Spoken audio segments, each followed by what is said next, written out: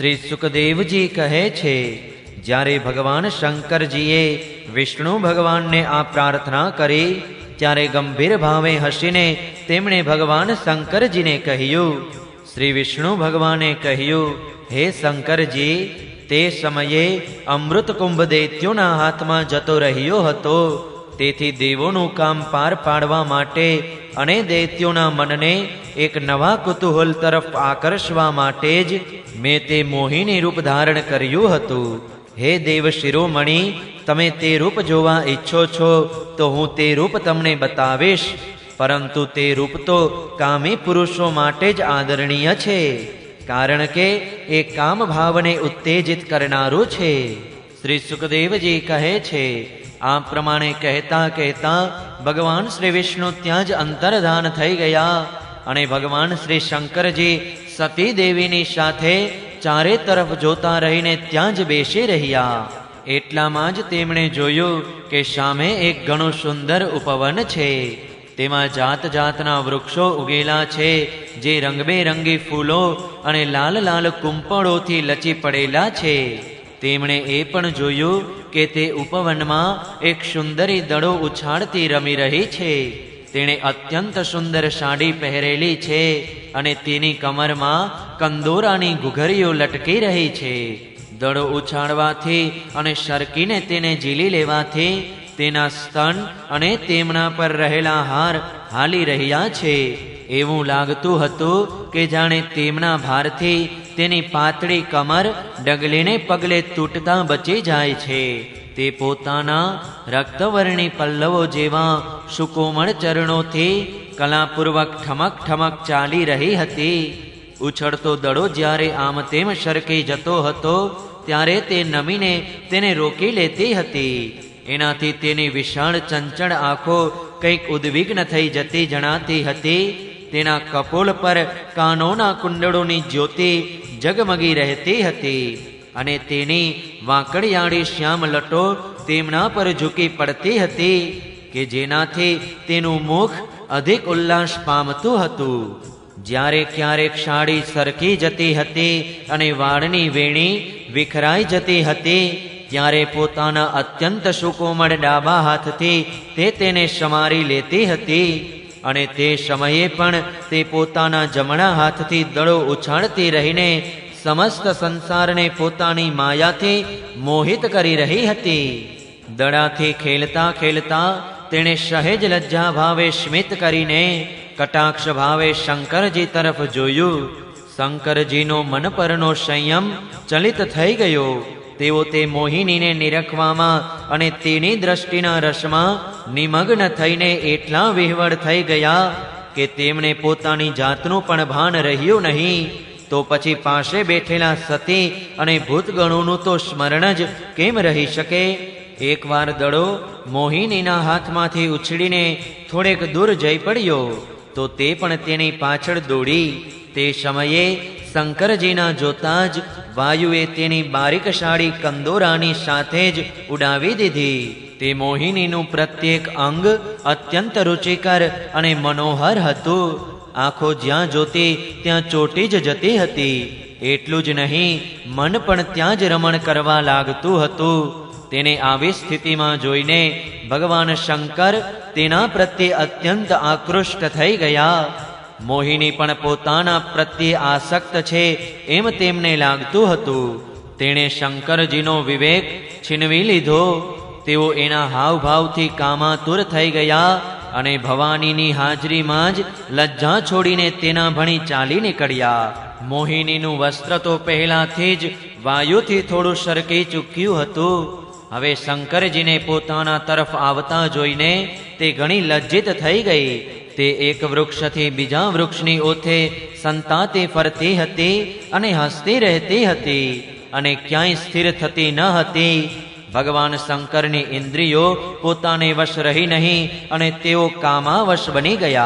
तेथी तेओ हाथणीनी पाछळ हाथी दौड़े तेम तेनी पाछळ पाछळ दौड़वा लाग्या।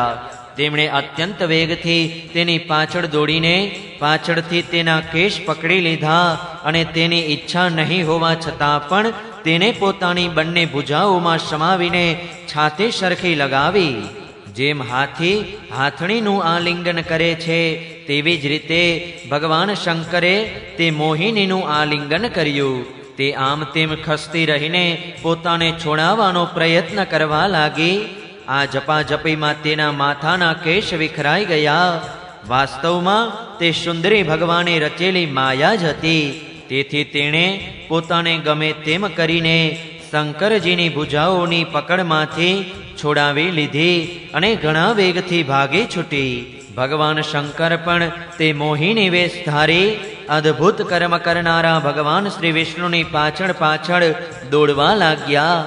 તે સમયે એવું લાગતું હતું કે જાણે તેમના શત્રુ કામદેવે અત્યારે તેમના પર જીત મેળવી લીધી છે. કામુક હાથણીની પાછળ દોડતા મદોન્મત હાથીની જેમ તેઓ મોહિનીની પાછળ પાછળ દોડી રહ્યા હતા. જો કે ભગવાન શંકરનું વીર્ય અમોઘ છે, તો પણ મોહિનીની માયાથી તે સ્ખલિત થઈ ગયું. ભગવાન શંકરનું તે વીર્ય પૃથ્વી પર જ્યાં જ્યાં પડ્યું ત્યાં સોના ચાંદીની ખાણો બની ગઈ. હે પરીક્ષિત, નદી, સરોવર, પર્વત, વન અને ઉપવનમાં તેમજ જ્યાં જ્યાં ઋષિમુનિઓ વસતા હતા ત્યાં ત્યાં મોહિનીની પાછળ પાછળ ભગવાન શંકર ગયા હતા. હે નૃપશ્રેષ્ઠ, વીર્યપાત થઈ ગયા પછી તેમને પોતાની સ્થિતિનું ભાન થઈ આવ્યું. તેમણે જોયું કે ભગવાનની માયાએ તો તેમને ચકરાવમાં નાખી દીધા. ત્યારે તેઓ તરત તે દુઃખદ પ્રસંગથી અલગ થઈ ગયા. ત્યારબાદ આત્મ સ્વરૂપ સર્વાત્મા ભગવાનનો આ મહિમા જાણીને તેમને કશું આશ્ચર્ય થયું નહીં. તેઓ જાણતા હતા કે ભગવાનની શક્તિઓનો કોણ પાર પામી શકે એમ છે. ભગવાને જોયું કે ભગવાન શંકરને આનાથી કોઈ વિષાદ કે લજ્જા નથી. ત્યારે તેઓ પુરુષ શક્તિ ધારણ કરીને ફરી પ્રગટ થયા અને અત્યંત પ્રસન્નતાપૂર્વક તેમને કહેવા લાગ્યા. શ્રી ભગવાને કહ્યું, હે દેવ શિરોમણી, મારી સ્ત્રી રૂપિણી માયાથી વિમોહિત થવા છતાં પણ તમે પોતે જ પોતાની નિષ્ઠામાં સ્થિત થઈ ગયા એ ઘણા જ આનંદની વાત છે. મારી માયા અપાર છે.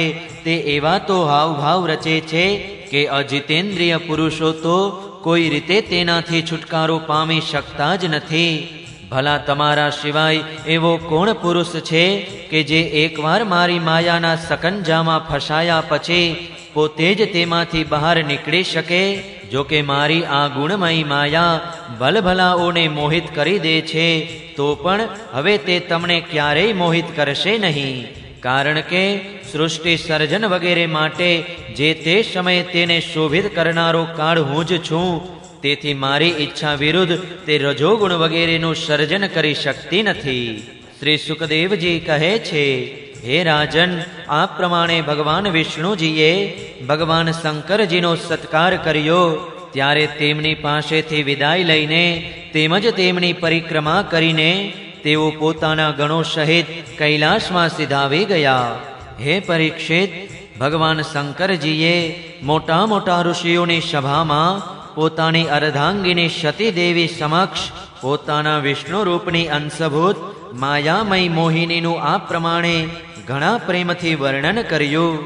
હે દેવી, તમે પરમ પુરુષ પરમેશ્વર ભગવાન શ્રી વિષ્ણુની માયા જોઈને જુઓ. આમ તો હું સમસ્ત કલા કૌશલ વિદ્યા વગેરેનો સ્વામી છું અને સ્વતંત્ર છું, તો પણ તે માયાથી વિવશ થઈને મોહિત થઈ જાઉં છું. જ્યારે બીજા જીવો તો પરતંત્ર જ છે, તેથી તેઓ મોહિત થઈ જાય એમાં તો કહેવાનું જ શું હોય. જ્યારે હું 1000 વર્ષની સમાધિમાંથી જાગ્યો હતો ત્યારે તમે મારી પાસે આવીને પૂછ્યું હતું કે તમે કોની ઉપાસના કરો છો. આજ એ સાક્ષાત સનાતન પુરુષ છે કે જેમને કાળ પોતાની સીમામાં બાંધી શકતો નથી અને જેમનું વર્ણન વેદ પણ કરી શકતા નથી. તેમનું વાસ્તવિક સ્વરૂપ અનંત અને અનિર્વચનીય છે. શ્રી સુખદેવજી કહે છે, હે પ્રિય પરીક્ષિત, મેં તમને ભગવાન શ્રી વિષ્ણુની આ ઐશ્વર્યપૂર્ણ લીલા કહી સંભળાવી કે જેમાં સમુદ્ર મંથનના સમયે પોતાની પીઠ પર મંદ્રાચલને ધારણ કરનારા ભગવાનનું વર્ણન છે. જે મનુષ્ય વારંવાર આ લીલાનું કીર્તન અને શ્રવણ કરે છે તેનો ઉદ્યમ ક્યારેય અને ક્યાંય પણ નિષ્ફળ થતો નથી. કારણ કે પવિત્ર કીર્તિ ભગવાનના ગુણો અને તેમની લીલાઓનું ગાન સંસારના સઘળા ક્લેશો અને પરિશ્રમને દૂર કરી દેનારું છે. દુષ્ટ મનુષ્યોને ભગવાનના ચરણ કમળોની પ્રાપ્તિ ક્યારેય થઈ શકતી નથી. તેઓ તો ભક્તિભાવયુક્ત મનુષ્યને જ પ્રાપ્ત થઈ શકે છે. એથી જ તેમણે મોહિનીનું માયામય રૂપ ધારણ કરીને દૈત્યોને મોહિત કર્યા અને પોતાના ચરણ કમળોના શરણે આવેલા દેવોને સમુદ્ર મંથનથી નીકળેલા અમૃતનું પાન કરાવ્યું. માત્ર એમની જ વાત નથી, ભલે ને ગમે તે હોય, જે પણ તેમના ચરણોનું શરણ ગ્રહણ કરી લે છે તેની સમસ્ત કામનાઓને તેઓ પૂરી કરી દે છે. હું તે શ્રી પ્રભુના ચરણ કમળોમાં નમસ્કાર કરું છું. 8મા સ્કંદ અંતર્ગત 12મો અધ્યાય સમાપ્ત. જય શ્રી કૃષ્ણ. ઓમ નમો ભગવતે વાસુદેવાય. 13મો અધ્યાય. આગામી 7 મન્વંતરોનું વર્ણન. શ્રી શુકદેવજી કહે છે, હે પરીક્ષિત, વિવસ્વાનના પુત્ર યશસ્વી શ્રાદ્ધદેવ એ જ 7મા વૈવસ્વત મનુ છે. આ વર્તમાન મન્વંતર જ તેમનો કાર્યકાળ છે. તેમના સંતાનોનું વર્ણન તમે મારી પાસેથી સાંભળો. વૈવસ્વત મનુના 10 પુત્રો છે. ઇક્ષ્વાકુ, નભગ, દૃષ્ટ, સરિયાતિ, નરિષ્યંત, નાભાગ, દિષ્ટ, કરુષ, પૃષદ્ર અને વસુમાન. હે શત્રુદમન, આ મન્વંતરમાં આદિત્ય, વસુ, રુદ્ર, વિશ્વેદેવ, મરુદ્ગણ, અશ્વિની કુમારો અને ઋભુ આ દેવોના મુખ્ય સમુદાય છે. અને પુરંદર તેમના ઇન્દ્ર છે. કશ્યપ, અત્રિ, વસિષ્ઠ, વિશ્વામિત્ર, ગૌતમ, જમદગ્નિ અને ભારદ્વાજ એ સપ્તર્ષિઓ છે. આ મન્વંતરમાં પણ કશ્યપના પત્ની અદિતિના ગર્ભથી આદિત્યોના નાના ભાઈ વામનના રૂપમાં ભગવાને અવતાર ધારણ કર્યો હતો. હે પરીક્ષિત, આ પ્રમાણે મેં સંક્ષેપ્તમાં 7 મન્વંતરોનું વર્ણન તમને કહી સંભળાવ્યું. હવે ભગવાનની શક્તિથી યુક્ત આગળના આવનારા 7 મન્વંતરોનું વર્ણન કહી સંભળાવું છું, તે સાંભળો. હે રાજેન્દ્ર, એ તો હું તમને અગાઉ બતાવી ચૂક્યો છું કે વિવસ્વાન એટલે કે ભગવાન સૂર્યની 2 પત્નીઓ હતી, સંજ્ઞા અને છાયા. એ બંને વિશ્વકર્માની પુત્રીઓ હતી. કેટલાક લોકો એવું કહે છે કે તેમની ત્રીજી પત્ની વડવા પણ હતી, પણ મારા ખ્યાલથી તો સંજ્ઞાનું નામ જ વડવા પડ્યું હતું. તે સૂર્ય પત્નીઓમાંની સંજ્ઞાથી 3 સંતાનો થયા, યમ, યમી અને શ્રાદ્ધદેવ. છાયાને પણ 3 સંતાનો થયા, સાવર્ણી, શનેશ્ચર અને તપતી નામની પુત્રી કે જે સંવર્ણની પત્ની થઈ. જ્યારે સંજ્ઞાએ વડવાનું રૂપ ધારણ કર્યું ત્યારે તેનાથી બંને અશ્વિની કુમારો ઉત્પન્ન થયા. 8મા મન્વંતરમાં સાવર્ણી મનુ થશે અને તેમના પુત્રો થશે નિર્મોક, વિરજસ્ક વગેરે. હે રાજન, તે સમયે સુતપા, વિરજા અને અમૃતપ્રભ નામના દેવ સમુદાયો થશે અને તે દેવતાઓના ઇન્દ્ર થશે વિરોચનના પુત્ર બલિ. વિષ્ણુ ભગવાને વામન અવતાર ગ્રહણ કરીને તેમની પાસેથી 3 પગલાં પૃથ્વી માગી હતી, પરંતુ તેમણે તેમને 3 લોક આપી દીધા હતા. રાજા બલિને ભગવાને એકવાર તો બાંધી દીધા હતા, પરંતુ પછી પ્રસન્ન થઈને તેમણે તે બલિને સ્વર્ગ કરતાંય શ્રેષ્ઠ સૂતલ લોકનું રાજ્ય આપ્યું હતું. તેઓ આ સમયે ત્યાં ઇન્દ્રની જેમ વિરાજમાન છે. આગળ જતા તેઓ જ ઇન્દ્ર થશે અને અંતે સમસ્ત ઐશ્વર્યોથી પરિપૂર્ણ ઇન્દ્રપદનો પણ પરિત્યાગ કરીને પરમ સિદ્ધિ પ્રાપ્ત કરી લેશે. ગાલવ, દીપ્તિમાન, પરશુરામ, અશ્વત્થામા, કૃપાચાર્ય, ઋષ્યશૃંગ અને અમારા પિતાજી ભગવાન વ્યાસ એ 8મા મન્વંતરમાં સપ્તર્ષિઓ થશે. હાલ આ બધા લોકો યોગ બળથી પોતપોતાના આશ્રમ મંડળમાં રહેલા છે. દેવગુહ્યની પત્ની સરસ્વતીના ગર્ભથી સાર્વભૌમ નામના ભગવાનનો અવતાર થશે.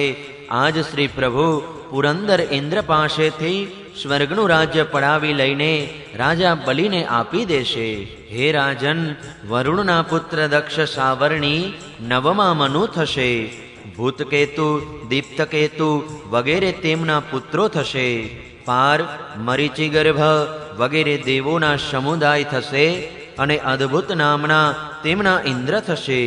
તે મન્વંતરમાં દ્યુતિમાન વગેરે સપ્તર્ષિઓ થશે. આયુષ્યમાનની પત્ની અંબુધારાના ગર્ભથી ઋષભના રૂપમાં ભગવાનનો કલા અવતાર થશે. તેમણે જ આપેલા 3 લોકનો અદ્ભુત નામના ઇન્દ્ર ઉપભોગ કરશે. 10મા મનુ થશે ઉપશ્લોકના પુત્ર બ્રહ્મ સાવરણી. તેમનામાં સમસ્ત સદ્ગુણો નિવાસ કરશે. ભૂરિશેણ વગેરે તેમના પુત્રો થશે. તે સમયે ભવિષ્યમાન, સુકૃતિ, સત્ય, જય, મૂર્તિ વગેરે સપ્તર્ષિઓ થશે. સુવાસન, વિરુદ્ધ વગેરે દેવતાઓના સમુદાય થશે અને શંભુ તેમના ઇન્દ્ર થશે. વિશ્વસૃજની પત્ની વિસુચિના ગર્ભથી વિશ્વક્ષેનના રૂપમાં ભગવાન પોતાનો અંશાવતાર ધારણ કરીને શંભુ નામના ઇન્દ્ર સાથે મિત્રતા કરશે. 11મા મનુ થશે અત્યંત સંયમી ધર્મ સાવરણી. તેમના સત્ય, ધર્મ વગેરે 10 પુત્રો થશે. વિહંગમ, કામગમ, નિર્વાણ રુચિ વગેરે દેવતાઓના સમુદાય થશે. અરુણ વગેરે સપ્તર્ષિઓ થશે અને વૈધૃત નામના તેમના ઇન્દ્ર થશે. આર્યકની પુત્રી વૈધૃતાના ગર્ભથી ધર્મસેતુના રૂપમાં ભગવાનનો અંશાવતાર થશે અને તે જ રૂપમાં તેઓ 3 લોકનું રક્ષણ કરશે. હે રાજન, 12મા મનુ થશે રુદ્ર સાવરણી. તેમના દેવવાન, ઉપદેવ, દેવશ્રેષ્ઠ વગેરે પુત્રો થશે. તે મન્વંતરમાં ઋતધામા નામના ઇન્દ્ર થશે અને હરિત વગેરે દેવોના સમુદાય થશે. તપોમૂર્તિ, તપસ્વી, આગ્નિઘ્રક વગેરે સપ્તર્ષિઓ થશે. સત્યસહાની પત્ની શુનૃતાના ગર્ભથી સ્વધામના રૂપમાં ભગવાનનો અંશાવતાર થશે અને તે જ રૂપમાં તેઓ તે મન્વંતરનું પાલન કરશે. 13મા મનુ થશે પરમ જીતેન્દ્રિય દેવ સાવરણી. ચિત્રસેન, વિચિત્ર વગેરે તેમના પુત્રો થશે. શુકર્મ, શુત્રામ વગેરે દેવતાઓના સમુદાય થશે અને તેમના ઇન્દ્રનું નામ હશે દિવસપતિ. તે સમયે નિર્મોક, તત્વદર્શ વગેરે સપ્તર્ષિઓ થશે. દેવહોત્રની પત્ની બૃહતિના ગર્ભથી યોગેશ્વરના રૂપમાં ભગવાનનો અંશાવતાર થશે અને તે જ રૂપમાં તેઓ દિવસપતિને ઇન્દ્રનું પદ આપશે. હે મહારાજ, 14મા મનુ થશે ઇન્દ્ર સાવરણી. ઉરુ, ગંભીર, બુદ્ધિ વગેરે તેમના પુત્રો થશે. તે સમયે પવિત્ર, ચાક્ષુષ વગેરે દેવતાઓના સમુદાય થશે અને તેમના ઇન્દ્રનું નામ હશે શુચિ. અગ્નિ, બાહુ, શુચિ, શુદ્ધ, માગધ વગેરે સપ્તર્ષિઓ થશે. તે સમયે સત્રાયનની પત્ની વિતાનાના ગર્ભથી બૃહદભાનુના રૂપમાં ભગવાન અવતાર ધારણ કરશે અને કર્મકાંડનો વિસ્તાર કરશે. હે રાજન, આ 14 મન્વંતરો ભૂત, વર્તમાન અને ભવિષ્ય 3 કાળમાં ચાલતા રહે છે.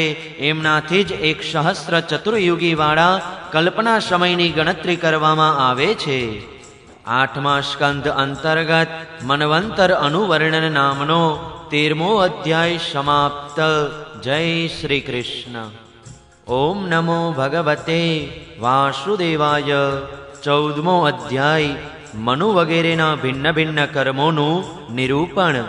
રાજા પરીક્ષિતે પૂછ્યું, હે ભગવાન, તમે વર્ણવેલા આ મનુઓ, મનુપુત્રો, સપ્તર્ષિઓ વગેરે પોતપોતાના મન્વંતરમાં કોના વડે નિયુક્ત થઈને ક્યાં ક્યાં કાર્યો કેવી રીતે કરે છે તે તમે કૃપા કરીને મને કહી બતાવો. શ્રી સુખદેવજી કહે છે, હે પરીક્ષિત, મનુઓ, મનુપુત્રો, સપ્તર્ષિઓ અને દેવો બધાને નિયુક્ત કરનારા સ્વયં ભગવાન જ છે. હે રાજન, ભગવાનના યજ્ઞ પુરુષ વગેરે જે અવતાર શરીરોનું વર્ણન મેં કર્યું છે તેમની પ્રેરણાથી મનુઓ વગેરે વિશ્વની વ્યવસ્થાનું સંચાલન કરે છે. ચતુર્યુગીના અંતે સમય પરિવર્તનને લીધે જ્યારે શ્રુતિઓ નષ્ટપ્રાય થઈ જાય છે ત્યારે સપ્તર્ષિઓ પોતાના તપથી ફરી તેમનો સાક્ષાત્કાર કરે છે. તે શ્રુતિઓથી જ સનાતન ધર્મનું રક્ષણ થાય છે. હે રાજન, ભગવાનની પ્રેરણાથી બધા જ મનુઓ પોતપોતાના મનવંતરમાં પૃથ્વી પર ચારે ચરણથી પરિપૂર્ણ ધર્મનું અનુષ્ઠાન કરાવે છે. મનુના પુત્રો સમસ્ત મનવંતર દરમિયાન કાળ અને દેશ બંનેનું વિભાજન કરીને પ્રજાપાલનનું તથા ધર્મપાલનનું કાર્ય કરે છે. જે ઋષિઓ, પિતૃઓ, ભૂતો, મનુષ્યો વગેરેનો પંચમહાયજ્ઞ વગેરે કર્મો સાથે સંબંધ છે તેમના સહિત દેવો તે મનવંતરમાં યજ્ઞ ભાગનો સ્વીકાર કરે છે. અને ઇન્દ્ર ભગવાને આપેલી ત્રણેય લોકની અતુલ સંપત્તિનો ઉપભોગ કરવા સાથે પ્રજાનું પાલન પોષણ કરે છે. સંસારમાં યથેષ્ટ વરસાદ વરસાવવાનો અધિકાર પણ તેમને જ છે. ભગવાન યુગે યુગે સનકાદિ ઋષિઓનું રૂપ ધારણ કરીને જ્ઞાનનો, યાજ્ઞવલ્ક્ય વગેરે ઋષિઓનું રૂપ ધારણ કરીને કર્મનો અને દત્તાત્રેય વગેરે યોગેશ્વરોનું રૂપ ધારણ કરીને યોગનો ઉપદેશ કરે છે. તેઓ મરીચી વગેરે પ્રજાપતિઓના રૂપમાં સૃષ્ટિનો વિસ્તાર કરે છે. સમ્રાટના રૂપમાં લૂંટારાઓનો વધ કરે છે અને ઠંડી ગરમી વગેરે વિભિન્ન ગુણો ધારણ કરીને કાળના રૂપમાં બધાને સંહાર તરફ લઈ જાય છે. નામ અને રૂપની માયાથી પ્રાણીઓની બુદ્ધિ વિમૂઢ થઈ રહી છે.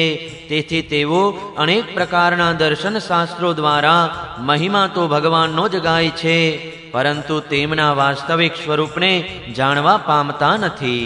હે પરીક્ષિત, આ પ્રમાણે મેં તમને મહાકલ્પો અને અવાંત કલ્પોનું પરિણામ કહી સંભળાવ્યું. પુરાણ તત્વના વિદ્વાનોએ પ્રત્યેક અવતાર કલ્પમાં 14 મન્વંતર બતાવ્યા છે. 8મા સ્કંધ અંતર્ગત 14મો અધ્યાય સમાપ્ત. જય શ્રી કૃષ્ણ. ઓમ નમો ભગવતે વાસુદેવાય. 15મો અધ્યાય રાજા બલિનો સ્વર્ગ પર વિજય. રાજા પરીક્ષિતે પૂછ્યું, હે ભગવાન, સ્વયં શ્રી હરિ જ સૌના સ્વામી છે, તો પછી તેમણે રાજા બલિ પાસેથી 3 પગલાં પૃથ્વીની માગણી શા માટે કરી? તથા તેઓ જે ઈચ્છતા હતા તે મળી જવા છતાં પણ તેમણે બલિને શા માટે બાંધ્યો? મારા મનમાં આ વાતનું મોટું કુતૂહલ છે કે સ્વયં પરિપૂર્ણ ભગવાન યજ્ઞેશ્વરે યાચના કરી અને નિરઅપરાધને બાંધ્યો. આ બંને બાબતો વિશે અમે જાણવા ઈચ્છીએ છીએ. શ્રી સુખદેવજીએ કહ્યું, હે રાજન, ઇન્દ્રે જ્યારે બલિને પરાજિત કરીને તેમની સંપત્તિ પડાવી લીધી અને તેમના પ્રાણ પણ લઈ લીધા, ત્યારે ભૃગુપુત્ર શુક્રાચાર્યજીએ તેમણે પોતાની સંજીવની વિદ્યાથી જીવિત કર્યા. તેથી શુક્રાચાર્યજીના શિષ્ય મહાત્મા બલિએ પોતાનું સર્વસ્વ તેમના ચરણોમાં ન્યોછાવર કરી દીધું અને તેઓ તનમનથી ગુરુજીની સાથે જ સમસ્ત ભૃગુવંશી બ્રાહ્મણોની સેવા કરવા લાગ્યા. આથી પ્રભાવશાળી ભૃગુવંશી બ્રાહ્મણો તેમના પર ઘણા પ્રસન્ન થયા. તે બધાએ સ્વર્ગ પર વિજય મેળવવા ઈચ્છતા બલિનો મહાભિષેકની વિધિથી અભિષેક કર્યો અને તેમની પાસે વિશ્વજિત યજ્ઞ કરાવ્યો. યજ્ઞની વિધિથી હવિષ્યો વડે જ્યારે અગ્નિદેવની પૂજા કરવામાં આવી ત્યારે યજ્ઞકુંડમાંથી સુવર્ણના પતરાથી મઢેલો એક ઘણો સુંદર રથ નીકળી આવ્યો. પછી ઇન્દ્રના ઘોડા જેવા લીલા રંગના ઘોડા નીકળ્યા અને રથ પર લગાડવાની સિંહચિહ્નયુક્ત ધજા પ્રગટ થઈ. એ સાથે જ સોનાના પતરાથી મઢેલું દિવ્ય ધનુષ્ય, ક્યારેય ખાલી નહીં થતા 2 અક્ષય તરકશ એટલે કે બાણોના ભાથા અને દિવ્ય કવચ પણ પ્રગટ થયા. દાદા પ્રહલાદજીએ તેમને એક એવી માળા આપી કે જેના ફૂલ ક્યારેય કરમાતા નથી. શુક્રાચાર્યજીએ એક શંખ આપ્યો. આ પ્રમાણે ભૃગુવંશી બ્રાહ્મણોની કૃપાથી યુદ્ધ સામગ્રી પ્રાપ્ત કરીને તેમના વડે સ્વસ્ત્યયન કર્યા પછી રાજા બલિએ તે બ્રાહ્મણોની પ્રદક્ષિણા કરી તથા તેમને નમસ્કાર કર્યા. ત્યાર પછી તેમણે પ્રહલાદજી સાથે મંત્રણા કરી અને તેમના ચરણોમાં નમસ્કાર કર્યા. પછી તેઓ ભૃગુવંશી બ્રાહ્મણોએ આપેલા દિવ્ય રથ પર આરૂઢ થયા. જ્યારે મહારથી રાજા બલિએ કવચ ધારણ કરીને ધનુષ્ય, ખડગ, તરકશ વગેરે શસ્ત્રો ગ્રહણ કર્યા અને દાદાજીએ આપેલી સુંદર માળા ધારણ કરી ત્યારે તેઓ અપૂર્વ શોભવા લાગ્યા. તેમની ભુજાઓમાં સુવર્ણના બાજુબંધ અને કાનોમાં મકરાકાર કુંડળ જગમગી રહ્યા હતા અને તે કારણે રથમાં બેઠેલા તેઓ એવા શોભી રહ્યા હતા કે જાણે અગ્નિકુંડમાં અગ્નિ પ્રજ્વલિત થઈ રહ્યો હોય. તેમના સાથમાં તેમના જેવા ઐશ્વર્ય, બળ અને વિભૂતિવાળા દૈત્ય સેનાપતિઓ પોતપોતાની સેના લઈને જોડાઈ ગયા. એવું લાગતું હતું કે જાણે તેઓ આકાશને પી જશે અને પોતાના ક્રોધભર્યા પ્રજ્વલિત નેત્રોથી સમસ્ત દિશાઓને અને ક્ષિતિજને ભસ્મ કરી નાખશે. રાજા બલિએ એ ઘણી મોટી આસુરી સેનાને લઈને તેનું યુદ્ધની રીતે સંચાલન કર્યું તથા આકાશ અને અંતરિક્ષને કંપાવતા રહીને સઘળા ઐશ્વર્યોથી પરિપૂર્ણ ઇન્દ્રપુરી અમરાવતી પર આક્રમણ કર્યું. દેવોની રાજધાની અમરાવતીમાં મોટા અતિ સુંદર નંદનવન વગેરે ઉદ્યાનો અને ઉપવનો છે. તે ઉદ્યાનો અને ઉપવનોમાં પક્ષી યુગલો કલરવ કરતા રહે છે. મધના લોભી ભમરાઓ મત થઈને ગુંજન કરે છે. લાલ લાલ નવપલ્લવો ફૂલો અને ફળોથી કલ્પવૃક્ષોની ડાળીઓ લચેલી રહે છે. ત્યાંના સરોવરોમાં હંસ, સારસ, ચક્રવાક અને બતકોના ટોળા જામેલા રહે છે. તેમાં જ દેવો વડે સમ્માનિત દેવાંગનાઓ જળક્રીડા કરતી રહે છે. જ્યોતિર્મય આકાશ ગંગાએ ખાઈની જેમ અમરાવતીને ચારે બાજુથી ઘેરી રાખેલી છે. તેની ચારે તરફ સુવર્ણના ઘણા ઊંચા કાંગરા બનેલા છે કે જેમાં ઠેક ઠેકાણે મોટી મોટી અટારીઓ બનેલી છે. દરેક દરવાજા પર સુવર્ણના કમાડ છે અને સ્ફટિકમણીના બનેલા ગોપુર એટલે કે નગરીના બહારના દરવાજા છે.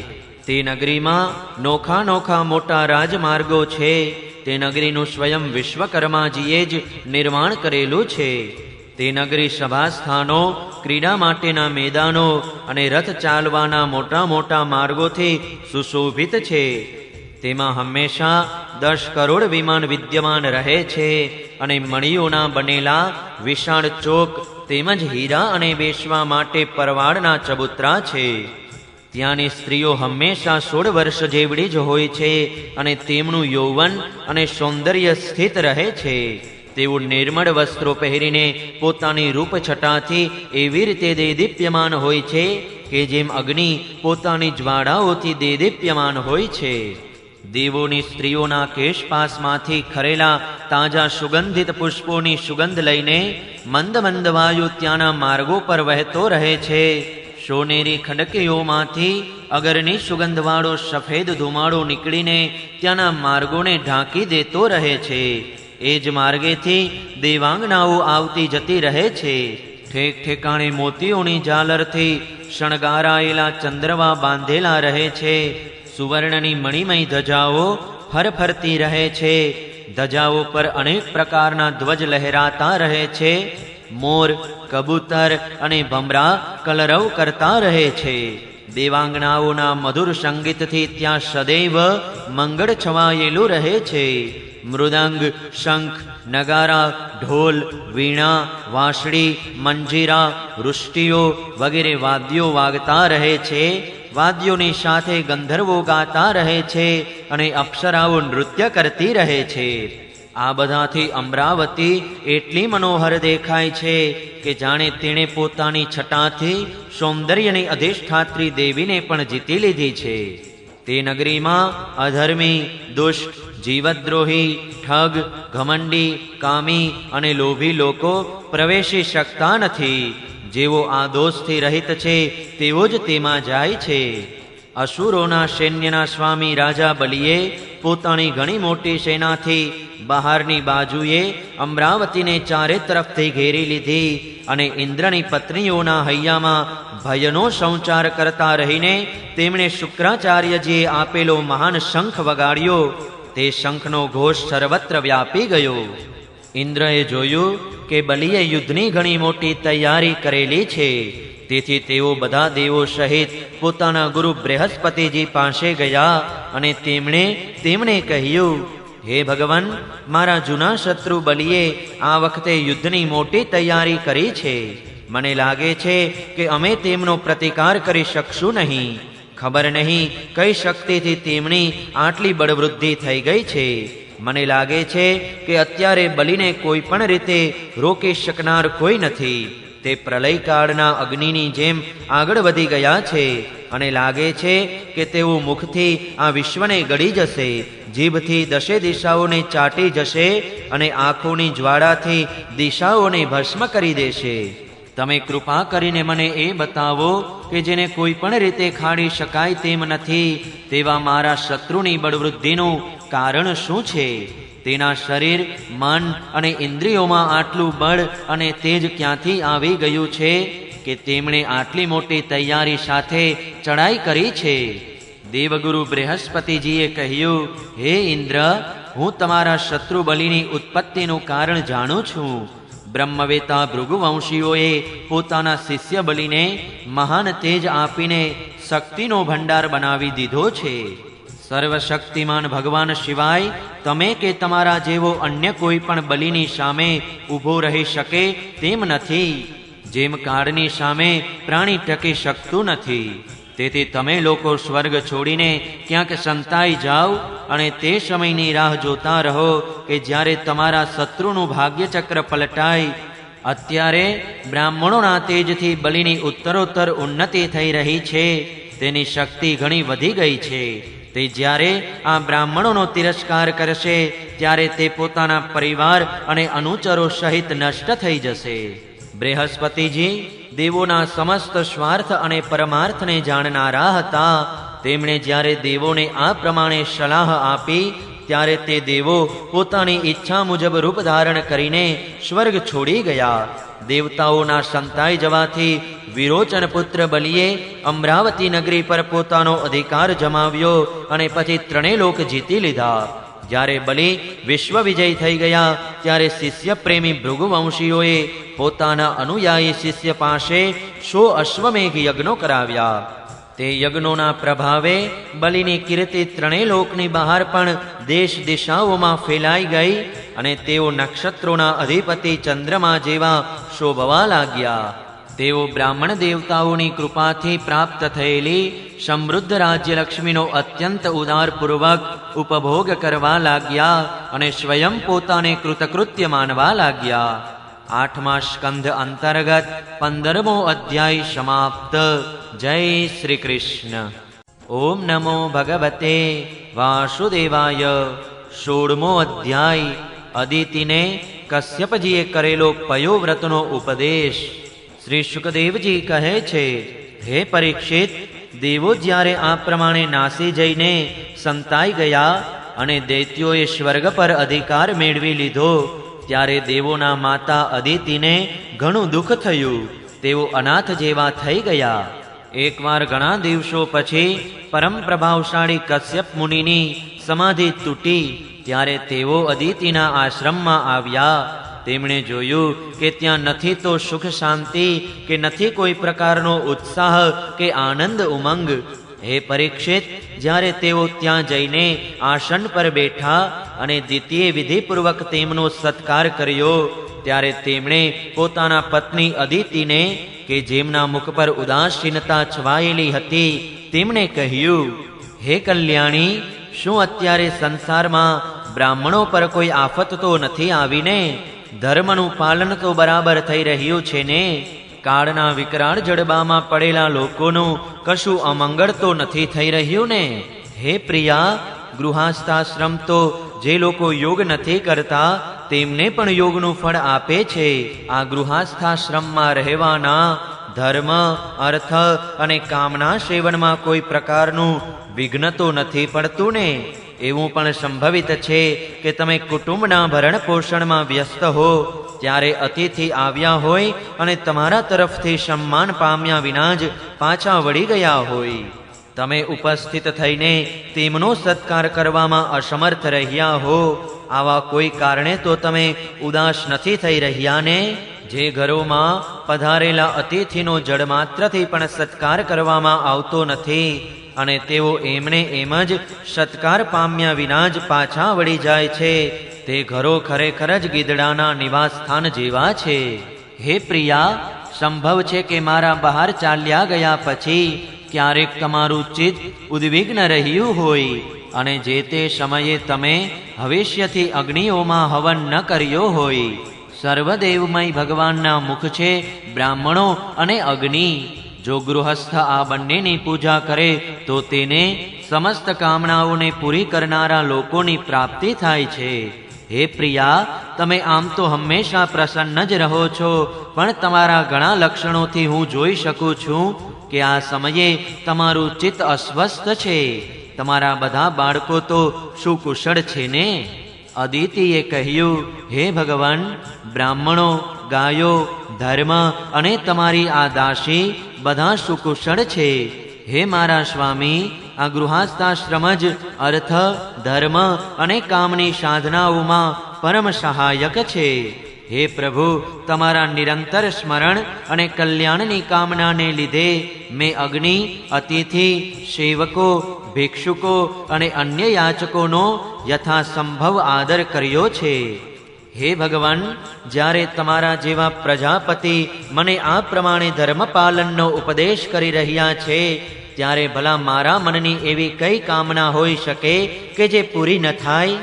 હે આર્યપુત્ર, સમસ્ત પ્રજા ભલે ને પછી તે સત્વગુણી, રજોગુણી કે તમોગુણી હોય, તે તમારી જ સંતતિ છે. કેટલાક તમારા સંકલ્પથી તો કેટલાક તમારા શરીરથી ઉત્પન્ન થયેલા છે.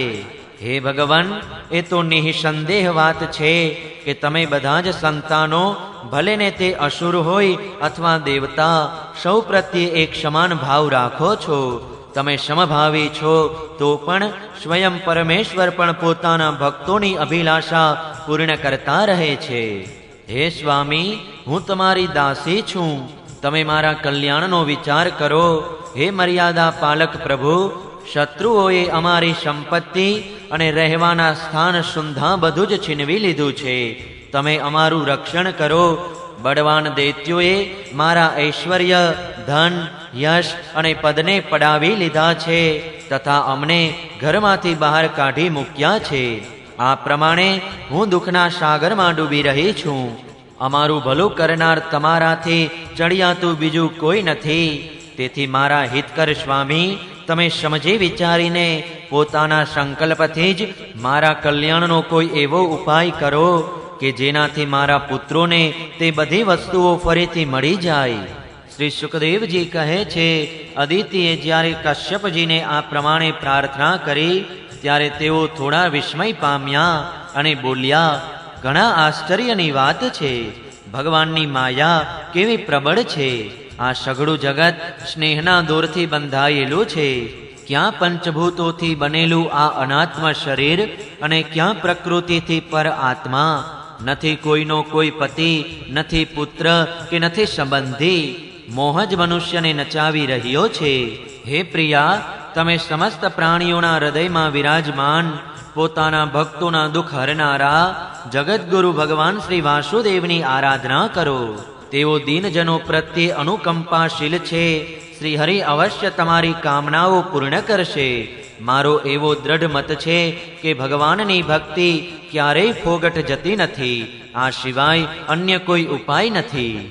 અદિતિએ પૂછ્યું, હે ભગવાન, હું જગદીશ્વર ભગવાનની આરાધના કઈ રીતે કરું કે જેથી સત્ય સંકલ્પ તે પ્રભુ મારો મનોરથ પૂર્ણ કરે? હે પતિદેવ, હું પોતાના પુત્રો સહિત ઘણું જ દુઃખ ભોગવી રહી છું. તો તે પ્રભુ જેનાથી મારા પર સત્વરે પ્રસન્ન થઈ જાય તેવી તેમની આરાધનાની વિધિ મને બતાવો. કશ્યપજીએ કહ્યું, હે દેવી, મને જ્યારે સંતાન પ્રાપ્તિની કામના થઈ હતી ત્યારે મેં ભગવાન બ્રહ્માજીને આ જ પ્રશ્ન કર્યો હતો. ભગવાનને પ્રસન્ન કરનારા જે વ્રતનો તેમણે મને ઉપદેશ કર્યો હતો તે જ હું તમને કહી સંભળાવું છું. ફાગણ માસના શુક્લ પક્ષમાં 12 દિવસ સુધી માત્ર દૂધ જ પીવું અને પરમ ભક્તિભાવપૂર્વક ભગવાન કમલનયનની પૂજા કરવી. અમાસના દિવસે જો મળી શકે તો સુવરે ખોદેલી માટીથી પોતાનું શરીર ચોડીને નદીમાં સ્નાન કરવું અને તે સમયે આ મંત્રનું ઉચ્ચારણ કરવું જોઈએ. હે પૃથ્વી દેવી, પ્રાણીઓને સ્થાન આપવાની ઈચ્છાથી વરાહ ભગવાને રસાતલમાંથી તમારો ઉદ્ધાર કર્યો હતો. તમને મારા નમસ્કાર છે. તમે મારા પાપોનો નાશ કરી દો. ત્યારબાદ પોતાના નિત્ય અને નૈમિતિક નિયમોનું આચરણ સંપન્ન કરીને એકાગ્ર ચિત્તે મૂર્તિ, વેદી, સૂર્ય, જળ, અગ્નિ અને ગુરુદેવના રૂપમાં ભગવાનની પૂજા કરવી અને આ પ્રમાણે સ્તુતિ કરવી કે હે પ્રભુ, આપ સર્વશક્તિમાન છો, અંતર્યામી અને આરાધનીય છો. સઘળા પ્રાણીઓ આપનામાં અને આપ સઘળા પ્રાણીઓમાં નિવાસ કરો છો. તેથી જ આપણે વાસુદેવ કહે છે. આપ સમસ્ત ચરાચર જગતના અને તેના કારણના પણ સાક્ષી છો. હે ભગવાન, આપને મારા નમસ્કાર છે. આપ અવ્યક્ત અને સૂક્ષ્મ છો. પ્રકૃતિ અને પુરુષ રૂપે પણ આપ જ વિદ્યમાન છો. આપ 24 ગુણોને જાણનારા અને ગુણોની સંખ્યા કરનારા સાંખ્ય શાસ્ત્રના પ્રવર્તક છો. આપને મારા નમસ્કાર છે. આપ તે યજ્ઞ છો કે જેના પ્રાયણીય અને ઉદનીય એ 2 કર્મો મસ્તક છે. પ્રાતઃ, મધ્યાહ્ન અને સાયંકાળ એ 3 સમય 3 ચરણ છે. 4 વેદ, 4 શૃંગ છે. ગાયત્રી વગેરે 7 છંદ, 7 હાથ છે. એ ધર્મમય વૃષભરૂપ યજ્ઞ વેદો વડે પ્રતિપાદિત થયેલો છે અને તેનો આત્મા સ્વયં આપ જ છો. આપને મારા નમસ્કાર છે. આપ જ લોક કલ્યાણ કરનારા શિવ છો અને આપ જ પ્રલય કરનારા રુદ્ર છો. સમસ્ત શક્તિઓને ધારણ કરનારા પણ આપ જ છો. આપને મારા વારંવાર નમસ્કાર છે. આપ સમસ્ત વિદ્યાઓના અધિપતિ તેમજ સઘળા ભૂતોના સ્વામી છો. આપને મારા નમસ્કાર છે. આપ જ સૌના પ્રાણ છો અને આપ જ આ જગતના સ્વરૂપ પણ છો. આપ યોગનું કારણ તો છો જ, સ્વયં યોગ અને તેનાથી મળનારું ઐશ્વર્ય પણ આપ જ છો. હે હિરણ્ય ગર્ભ, આપને મારા નમસ્કાર છે. આપ જ આદિદેવ છો, સૌના સાક્ષી છો. આપ જ નરનારાયણ ઋષિના રૂપમાં પ્રગટ સ્વયં ભગવાન છો. આપને મારા નમસ્કાર છે. આપનું શરીર મસ્તકમણી જેવું શામળું છે. સમસ્ત સંપત્તિ અને સૌંદર્યના દેવી લક્ષ્મીજી આપના સેવિકા છે. હે પીતાંબરધારી કેશવ, આપને મારા વારંવાર નમસ્કાર છે. આપ બધા પ્રકારના વરદાન આપનારા છો. વરદાન આપનારાઓમાં શ્રેષ્ઠ છો. આપ જીવોના એકમાત્ર વરણ કરવા યોગ્ય છો અને આ જ કારણે ધીર વિવેકી મનુષ્યો પોતાના કલ્યાણ માટે આપની ચરણ રજની ઉપાસના કરે છે. જેમના ચરણ કમળોની સુગંધ પ્રાપ્ત કરવાની લાલસાથી સમસ્ત દેવો અને સ્વયં લક્ષ્મીજી પણ જેમની સેવામાં રત રહે છે તે ભગવાન મારા પર પ્રસન્ન થાઓ. હે પ્રિયા, ભગવાન શ્રી ઋષિકેશનું આવાહન પહેલા જ કરી લેવું. પછી આ મંત્રો વડે પાદ્ય, આચમન વગેરે સાથે શ્રદ્ધાપૂર્વક મન જોડીને પૂજા કરવી. ગંધ, માળા વગેરેથી પૂજા કરીને ભગવાનને દૂધથી સ્નાન કરાવવું. ત્યારબાદ વસ્ત્રો, યજ્ઞોપવિત, આભૂષણો, પાદ્ય, આચમન, ગંધ, ધૂપ વગેરે વડે 12 મંત્રથી ભગવાનની પૂજા કરવી. જો શક્તિ હોય તો દૂધમાં રાંધેલા તથા ઘી અને ગોળ મેળવેલા ડાંગરના ચોખાનું નૈવેદ્ય ધરાવવું અને 12 મંત્ર સહિત તેનો હવન કરવો. તે નૈવેદ્ય ભગવાનના ભક્તોમાં વહેંચી દેવું અથવા પોતે જ લેવું. આચમન અને પૂજન કર્યા પછી તાંબુલ નિવેદિત કરવું. 108 વાર દ્વાદશાક્ષર મંત્રનો જપ કરવો અને સ્તુતિઓ વડે ભગવાનનું સ્તવન કરવું. પ્રદક્ષિણા કરીને ખૂબ પ્રેમ અને આનંદથી જમીન પર આડોટીને દંડવત પ્રણામ કરવા. નિર્માલ્ય માથે ચડાવવું અને પછી દેવતાઓનું વિસર્જન કરવું. પછી ઓછામાં ઓછા 2 બ્રાહ્મણોને યથા યોગ્ય રીતે ખીરનું ભોજન કરાવવું. દક્ષિણા વગેરે આપીને તેમનો સત્કાર કરવો. ત્યારબાદ તેમની આજ્ઞા લઈને શેષ બચેલું અન્ન પોતાના ઇષ્ટમિત્રો સાથે પોતે ગ્રહણ કરવું. તે દિવસે બ્રહ્મચર્યપૂર્વક રહેવું અને બીજે દિવસે સવારે જ સ્નાન વગેરેથી પરવારીને પવિત્રતાપૂર્વક અગાઉ કહેલી વિધિ પ્રમાણે એકાગ્રચિત્ત થઈને ભગવાનની પૂજા કરવી. આ પ્રમાણે વ્રત જ્યાં સુધી સમાપ્ત ન થાય ત્યાં સુધી દૂધથી સ્નાન કરાવીને દરરોજ ભગવાનની પૂજા કરવી. ભગવાનની પૂજામાં આદરભાવ રાખીને કેવળ પયોવ્રત રહીને આ વ્રત કરવું જોઈએ. અગાઉની જેમ જ દરરોજ હવન કરવો જોઈએ અને બ્રાહ્મણોને ભોજન પણ કરાવવું જોઈએ. આ પ્રમાણે પ્રયોવ્રતનું આચરણ કરતા રહીને 12 દિવસ સુધી દરરોજ ભગવાનની આરાધના, હોમ હવન અને પૂજન કરવું તથા બ્રાહ્મણોને ભોજન કરાવવું. ફાગણ સુધી પડવાના દિવસથી શરૂ કરી 13 સુધી બ્રહ્મચર્યપૂર્વક રહેવું, પૃથ્વી પર સૂવું અને ત્રિકાળ સ્નાન કરવું. અસત્ય ન બોલવું, પાપીઓ સાથે વાતચીત કરવી નહીં, પાપ વિષયક ચર્ચા કરવી નહીં. નાના મોટા બધા પ્રકારના ભોગોનો ત્યાગ કરી દેવો. કોઈ પણ પ્રાણીને કોઈ પણ પ્રકારનું કષ્ટ આપવું નહીં અને ભગવાનની આરાધનામાં જ વ્યસ્ત રહેવું. 13ના દિવસે વિધિ જાણનારા બ્રાહ્મણો દ્વારા શાસ્ત્રોક્ત વિધિથી ભગવાન શ્રી વિષ્ણુને પંચામૃત સ્નાન કરાવવું.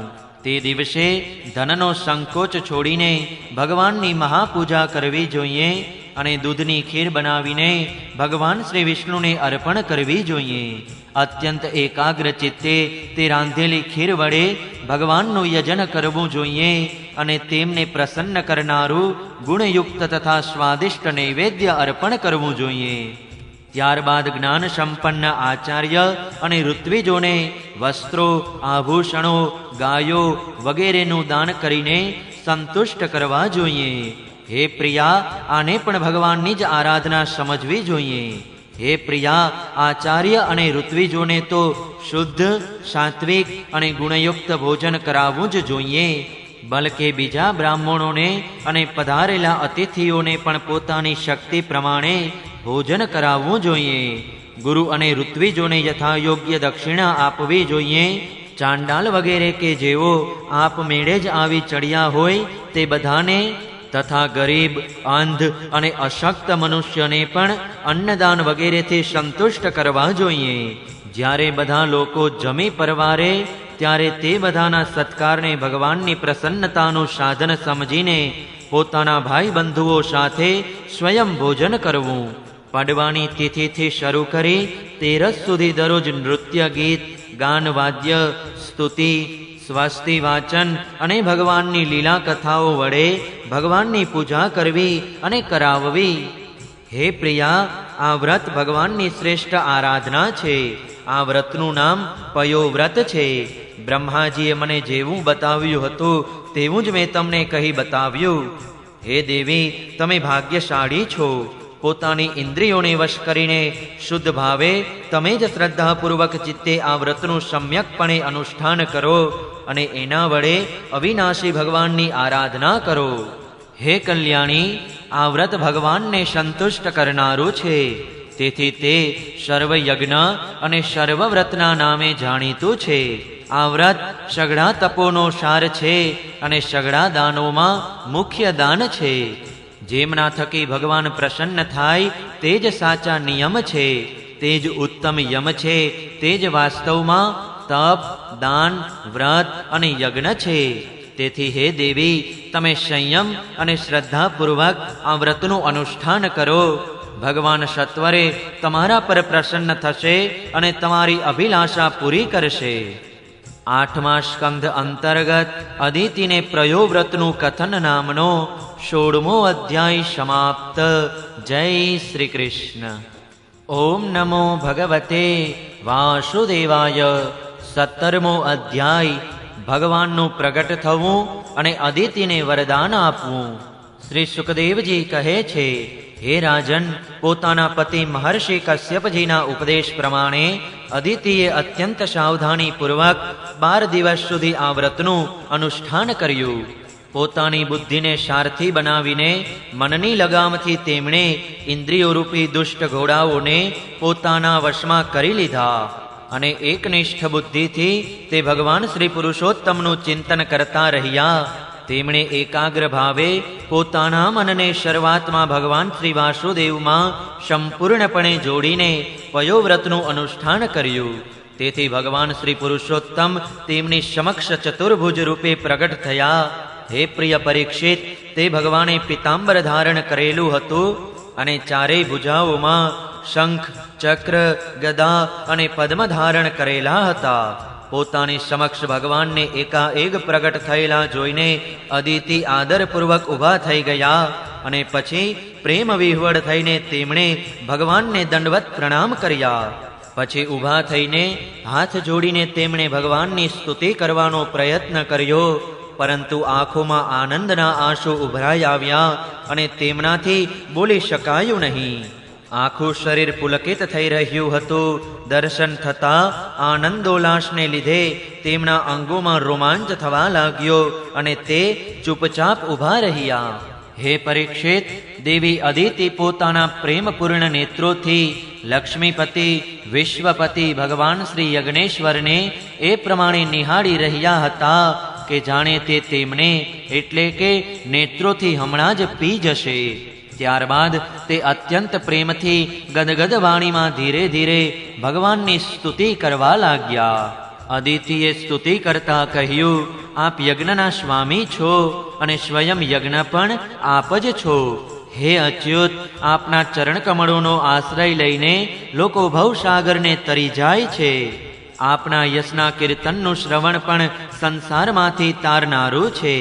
આપના નામોના શ્રવણ માત્રથી જ કલ્યાણ થઈ જાય છે. હે આદિ પુરુષ, જે આપના શરણે આવે છે તેની તમામ વિપત્તિઓનો આપ નાશ કરી દો છો. હે ભગવાન, આપ દીનજનોના નાથ છો, આપ અમારું કલ્યાણ કરો. આપ વિશ્વની ઉત્પત્તિ, સ્થિતિ અને પ્રલયનું કારણ છો અને વિશ્વરૂપ પણ આપ જ છો. પોતે અનંત હોવા છતાં પણ આપ સ્વચ્છંદતાપૂર્વક અનેક શક્તિઓ અને ગુણોને સ્વીકારી લો છો અને આપ હંમેશા પોતાના સ્વરૂપમાં જ સ્થિત રહો છો. નિત્ય નિરંતર વૃદ્ધિ પામતા પૂર્ણ જ્ઞાન વડે આપ હૃદયના અંધકારને નષ્ટ કરતા રહો છો. હે ભગવાન, હું આપને નમસ્કાર કરું છું. હે પ્રભુ, હે અનંત, આપ જ્યારે પ્રસન્ન થઈ જાઓ છો ત્યારે મનુષ્યને બ્રહ્માજીનું દીર્ઘ આયુષ્ય, તેમના જ જેવું દિવ્ય શરીર, પ્રત્યેક અભિષ્ટ વસ્તુ, અતુલનીય ધન સંપત્તિ, સ્વર્ગ, પૃથ્વી, પાતાળ, યોગની સમસ્ત સિદ્ધિઓ, અર્થ, ધર્મ, કામરૂપી ત્રણેય પુરુષાર્થો અને નિર્મળ જ્ઞાન શુદ્ધા પ્રાપ્ત થઈ જાય છે. તો પછી શત્રુઓ પર વિજય પ્રાપ્તિ વગેરે જે ક્ષુલ્લક કામનાઓ છે તેમની સિદ્ધિ થવા વિશે તો કહેવાનું જ શું હોય. શ્રી સુખદેવજી કહે છે, હે પરીક્ષિત, અદિતિએ જ્યારે ભગવાન શ્રી કમલનયનની આ પ્રમાણે સ્તુતિ કરી ત્યારે સમસ્ત પ્રાણીઓના હૃદયમાં સ્થિત રહીને તેમની ગતિવિધિને જાણનારા ભગવાને આ પ્રમાણે કહ્યું. શ્રી ભગવાને કહ્યું, દેવોની માતા હે અદિતિ, તમારી ચિત્રકાલીન અભિલાષાને હું જાણું છું. શત્રુઓએ તમારા પુત્રોનું ઐશ્વર્ય પડાવી લીધું છે અને તેમને તેમના લોક સ્વર્ગમાંથી કાઢી મૂક્યા છે. યુદ્ધમાં તમારા પુત્રો દેવો તે મદોન્મત અને બળવાન અસુરોને જીતીને વિજયશ્રી પ્રાપ્ત કરે અને તમે તેમની સાથે રહો એવી તમારી ઈચ્છા છે. તમારી ઈચ્છા એવી પણ છે કે તમારા ઇન્દ્ર વગેરે પુત્રો શત્રુઓને મારી નાખે અને એ રીતે તેમના શબ પાસે જઈને તેમની રડતી દુઃખી સ્ત્રીઓને તમે પોતાની આંખે જુઓ. હે અદિતિ, તમે ઈચ્છો છો કે તમારા પુત્રો ધન સંપત્તિ અને બળશક્તિમાં સમૃદ્ધ થઈ જાય, તેમની કીર્તિ અને તેમનું ઐશ્વર્ય તેમને ફરીથી પ્રાપ્ત થઈ જાય તથા તેઓ સ્વર્ગ પર અધિકાર મેળવી લઈને પહેલાની જેમ વિહાર કરે પરંતુ હે દેવી, મારું એવું માનવું છે કે તે અસુર સેનાપતિઓને અત્યારે જીતી શકાય તેમ નથી, કારણ કે ઈશ્વર અને બ્રાહ્મણો અત્યારે તેમણે અનુકૂળ છે. અત્યારે જો તેમની સાથે યુદ્ધ કરવામાં આવે તો તેથી સુખ મળવાની કોઈ આશા નથી. આમ છતાં હે દેવી, તમારા આ વ્રતના અનુષ્ઠાનથી હું ઘણો પ્રસન્ન છું. તેથી મારે આ બાબતમાં કોઈને કોઈ ઉપાય વિચારવો જ પડશે, કારણ કે તમે કરેલી મારી આરાધના વ્યર્થ તો ન જ થવી જોઈએ. આ આરાધનાથી શ્રદ્ધા પ્રમાણે ફળ અવશ્ય મળે છે. તમે પોતાના પુત્રોના રક્ષણ માટે જ વિધિપૂર્વક પયોવ્રતના અનુષ્ઠાનથી મારી પૂજા અને સ્તુતિ કરી છે. તેથી હું અંશરૂપે કશ્યપજીમાં પ્રવેશ કરીશ અને તમારો પુત્ર બનીને તમારા સંતાનોનું રક્ષણ કરીશ. હે કલ્યાણી, તમે પોતાના પતિ કશ્યપજીમાં મને એ જ રૂપે રહેલો જુઓ અને તે નિષ્પાપ પ્રજાપતિઓની સેવા કરો. હે દેવી, કોઈ પૂછે તો પણ આ વાત બીજાને બતાવશો નહીં, કારણ કે દેવતાઓનું રહસ્ય જેટલું ગોપનીય રહે છે તેટલું તે સફળ થાય છે. શ્રી સુખદેવજી કહે છે, આટલું કહીને ભગવાન ત્યાં જ અંતર્ધાન થઈ ગયા. તે સમયે સ્વયં ભગવાન પોતાના ગર્ભથી જ જન્મ લેશે એ જાણીને અદિતિ કૃતકૃત્યતા અનુભવવા લાગ્યા. અરે, આ કેટલી દુર્લભ વાત છે. હવે તે અત્યંત પ્રેમથી પોતાના પતિ કશ્યપજીની સેવા કરવા લાગ્યા. કશ્યપજી સત્યદર્શી હતા. તેમની આંખોથી કોઈ વાત અણદેખી રહેતી ન હતી. પોતાના સમાધિ યોગથી તેમણે જાણી લીધું કે ભગવાનનો અંશ પોતાનામાં પ્રવિષ્ટ થઈ ગયો છે. ત્યારે જેમ વાયુ દ્વારા લાકડામાં અગ્નિ પ્રગટ થાય છે, તેવી જ રીતે કશ્યપજીના તેજ દ્વારા ભગવાન અદિતિના ગર્ભમાં પધાર્યા. જ્યારે બ્રહ્માજીને આ વાતની જાણ થઈ કે અદિતિના ગર્ભમાં તો સ્વયં અવિનાશી ભગવાન સ્થિત થયા છે, ત્યારે તેઓ ભગવાનના રહસ્યમય નામોથી તેમની સ્તુતિ કરવા લાગ્યા. બ્રહ્માજીએ સ્તુતિ કરતા કહ્યું, સમગ્ર કીર્તિના આશ્રય હે ભગવાન, આપનો જય થાવ. અનંત શક્તિઓના અધિષ્ઠાન હે પ્રભુ, આપના ચરણોમાં મારા નમસ્કાર છે. હે બ્રહ્મણ્ય દેવ, હે ત્રિગુણ નિયામક, આપના ચરણોમાં મારા વારંવાર પ્રણામ છે. વૃષ્ણિના પુત્ર રૂપે પ્રગટનારા અને વેદોના સમસ્ત જ્ઞાનને પોતાની અંદર સમાવિષ્ટ રાખનારા હે પ્રભુ, વાસ્તવમાં આપ જ સૌના વિધાતા છો. આપને હું વારંવાર નમસ્કાર કરું છું. આ ત્રણેય લોક આપની નાભીમાં રહેલા છે. ત્રણેય લોકથી પર વૈકુંઠમાં આપ નિવાસ કરો છો. જીવોના અંતઃકરણમાં આપ સદૈવ વિરાજમાન રહો છો. એવા સર્વવ્યાપક આપને વિષ્ણુને હું નમસ્કાર કરું છું. હે પ્રભુ, આપ જ સંસારના આદિ અને અનંત છો અને તેથી જ મધ્ય પણ છો. એ જ કારણે વેદ અનંત શક્તિ પુરુષ રૂપે આપનું વર્ણન કરે છે. જેમ ઊંડું ઝરણું પોતાનામાં પડેલા તણખલાને વહાવી લઈ જાય છે, તેવી જ રીતે આપ કાળ રૂપે સંસારના ધારા પ્રવાહને ખેંચીને પોતાની સાથે વહાવતા રહો છો. આપ ચરાચર પ્રજાને અને પ્રજાપતિઓને પણ ઉત્પન્ન કરનાર મૂળ કારણ છો. હે દેવાદિદેવ, જેમ પાણીમાં ડૂબનાર માટે નાવ જ એક સહારો છે, તેવી જ રીતે સ્વર્ગમાંથી કાઢી મુકાયેલા દેવો માટે એકમાત્ર આપ જ આશ્રય છો. 8મા સ્કંદ અંતર્ગત વામન પ્રાદુર્ભાવમાનો 17મો અધ્યાય સમાપ્ત. જય શ્રી કૃષ્ણ. ઓમ નમો ભગવતે વાસુદેવાય. 18મો અધ્યાય વામન ભગવાનનું પ્રાગટ્ય અને બલિરાજાની યજ્ઞશાળામાં પધારવું. શ્રી સુખદેવજી કહે છે, હે પરીક્ષિત, આ પ્રમાણે જ્યારે બ્રહ્માજીએ ભગવાનની શક્તિ અને લીલાની સ્તુતિ કરી, ત્યારે જન્મ મૃત્યુ રહિત શ્રી ભગવાન અદિતિ સમક્ષ પ્રગટ થયા. 4 ભુજાઓમાં તેમણે શંખ, ગદા, પદ્મ અને ચક્ર ધારણ કરેલા હતા. કમળ જેવા કોમળ અને વિશાળ નેત્રો હતા. પીતાંબર શોભી રહ્યું હતું. વિશુદ્ધ શ્યામ વર્ણનું શરીર હતું. મકરાકાર કુંડળોના તેજથી મુખ કમળની શોભા અધિક ઉલ્લાસ પામતી હતી.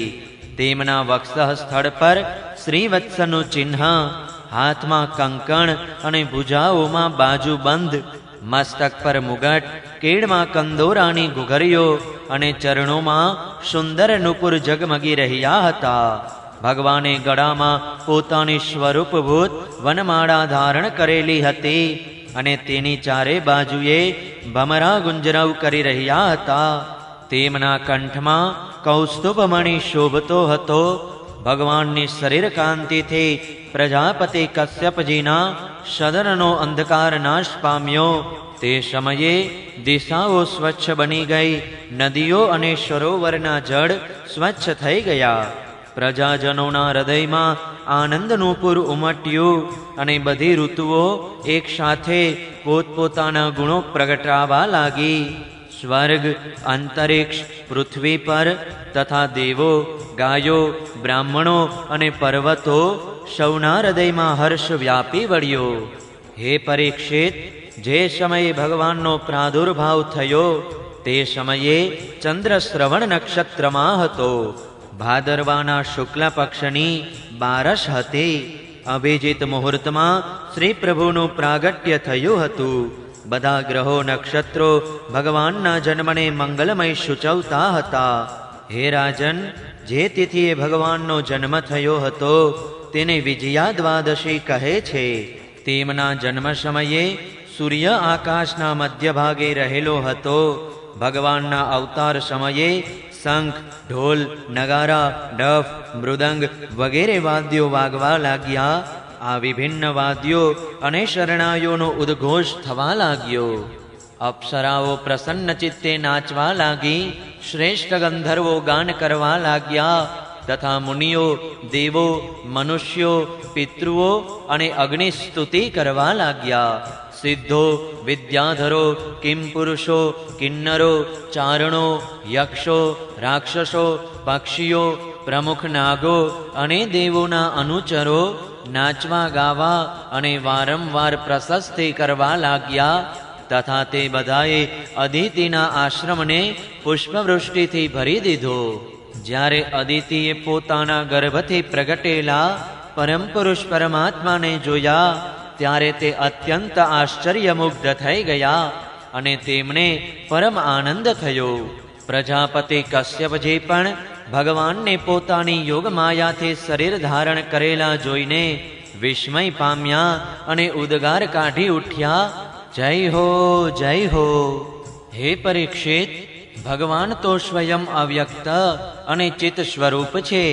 તેમણે પરમ કાંતિમય આભૂષણો અને આયુધોથી યુક્ત જે શરીર ધારણ કર્યું હતું તે જ શરીરમાંથી કશ્યપજી અને અદિતિના દેખતા જ વામન બ્રહ્મચારીનું રૂપ ધારણ કરી લીધું. બરાબર એવી જ રીતે કે જેમ નટ પોતાનો વેશ બદલી લે છે, આવું કેમ ન બને? ભગવાનની લીલા તો દિવ્ય જ છે ને. ભગવાનને વામન બ્રહ્મચારીના રૂપમાં જોઈને મહર્ષિઓને અત્યંત આનંદ થયો.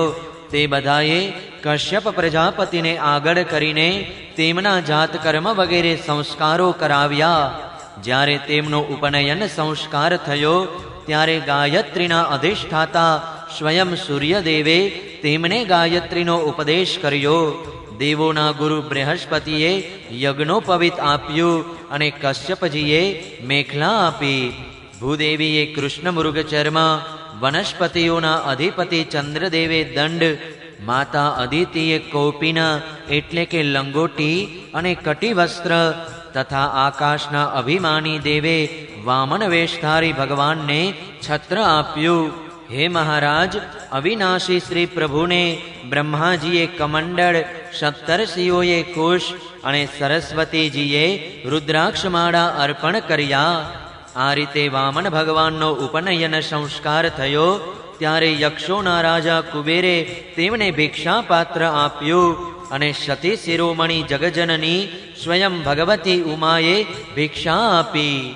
આ પ્રમાણે બધાએ જ્યારે બટુક વેશધારી ભગવાનનું સન્માન કર્યું ત્યારે તેઓ બ્રહ્મર્ષિઓથી પરિપૂર્ણ સભામાં પોતાના બ્રહ્મતેજને કારણે અત્યંત શોભવા લાગ્યા. એ પછી ભગવાને સ્થાપના કરાયેલા અને પ્રજ્વલિત કરાયેલા અગ્નિનું કુશથી પરિસમૂહન અને પરિસ્તરણ કરીને પૂજન કર્યું અને શમિધોથી હવન કર્યો. હે પરીક્ષિત, તે સમયે ભગવાને સાંભળ્યું કે સર્વ પ્રકારની સામગ્રીઓથી સંપન્ન યશસ્વી બલિ ભૃગુવંશી બ્રાહ્મણોના આદેશ અનુસાર ઘણા બધા અશ્વમેઘ યજ્ઞો કરી રહ્યા છે. ત્યારે તેમણે ત્યાં જવા માટે પ્રયાણ કર્યું. ભગવાન તો સમસ્ત શક્તિઓથી યુક્ત છે. તેમના પ્રયાણ સમયે તેમના ભારથી પૃથ્વી ડગલે ને પગલે નમવા લાગી. નર્મદા નદીના ઉત્તર તટે ભૃગુકચ્છ નામે એક અત્યંત સુંદર સ્થાન છે. ત્યાં જ બલિના ભૃગુવંશી ઋત્વિજો શ્રેષ્ઠ યજ્ઞનું અનુષ્ઠાન કરાવી રહ્યા હતા. તે બધાએ દૂરથી જ ભગવાન વામનને જોયા. તેમને એવું લાગ્યું કે જાણે સાક્ષાત સૂર્યદેવનો ઉદય થઈ રહ્યો છે. હે રાજન, વામન ભગવાનના તેજથી ઋત્વિજો, યજમાનો, સભાજનો બધા જ નિસ્તેજ થઈ ગયા. અને તેઓ વિચારવા લાગ્યા કે ક્યાંક યજ્ઞનું દર્શન કરવા સૂર્ય, અગ્નિ કે સનતકુમારો તો નથી આવ્યા ને? ભૃગુપુત્ર શુક્રાચાર્યજી વગેરે પોતાના શિષ્યો સહિત આ પ્રમાણે અનેક કલ્પનાઓ કરી રહ્યા હતા. તે જ સમયે હાથમાં છત્ર, દંડ અને જળ ભરેલું કમંડળ ધારણ કરેલા ભગવાન શ્રી વામને અશ્વમેઘ યજ્ઞના મંડપમાં પ્રવેશ કર્યો. તેમણે કમર પર મંજુ મેખલા અને ગળામાં જનોઈ ધારણ કરેલા હતા. તેમની બગલમાં મૃગચર્મ હતું અને મસ્તક પર જટા હતી.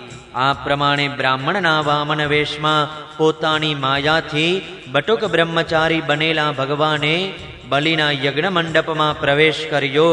ત્યારે તેમને જોઈને ભૃગુવંશી બ્રાહ્મણો પોતાના શિષ્યો સહિત તેમના તેજથી પ્રભાવિત અને નિસ્તેજ થઈ ગયા. અગ્નિદેવ સહિત તે બધા ઊભા થઈ ગયા અને તેમણે વામન ભગવાનનો સત્કાર કર્યો. ભગવાનના બધા અંગો તેમના સ્વરૂપ પ્રમાણે નાના નાના, ઘણા જ મનોહર અને દર્શનીય હતા. તેમને જોઈને બલિને ઘણો આનંદ થયો અને તેમણે ભગવાન વામન દેવને એક ઉત્તમ આસન આપ્યું. પછી સ્વાગત વચનોથી તેમનું અભિનંદન કરીને તેમના ચરણ પખાડ્યા અને નિઃસંગ મહાપુરુષોને પણ અત્યંત મનોહર લાગતા તે ભગવાન વામનની પૂજા કરી. ભગવાનનું પાદ પ્રક્ષાલન પરમ મંગળકારી છે. એનાથી જીવોના તમામ પાપો અને દુઃખો ધોવાઈ જાય છે. સ્વયં દેવાદિદેવ ચંદ્રમૌલી ભગવાન શ્રી શંકરે તીર્થરૂપી જળ અત્યંત ભક્તિભાવપૂર્વક પોતાના મસ્તક પર ધારણ કર્યું હતું. તે જ ચરણામૃત આજે ધર્મમર્મના જ્ઞાતા રાજા બલિને પ્રાપ્ત થયું. તેમણે અત્યંત પ્રેમથી તે ચરણામૃત પોતાના મસ્તક પર મૂક્યું. ત્યાર પછી રાજા બલિએ કહ્યું, સ્વાગતમ તે નમસ્તુભ્યમ બ્રહ્મણ કિમ કરવામતે બ્રહ્મર્ષીણામ તપઃ સાક્ષાન મન્યે ત્વાર્ય વપુરધરમ. બલિએ કહ્યું, હે બ્રહ્મણ, આપનું સ્વાગત છે. હું આપને નમસ્કાર કરું છું. આજ્ઞા આપો, હું આપની શી સેવા કરું?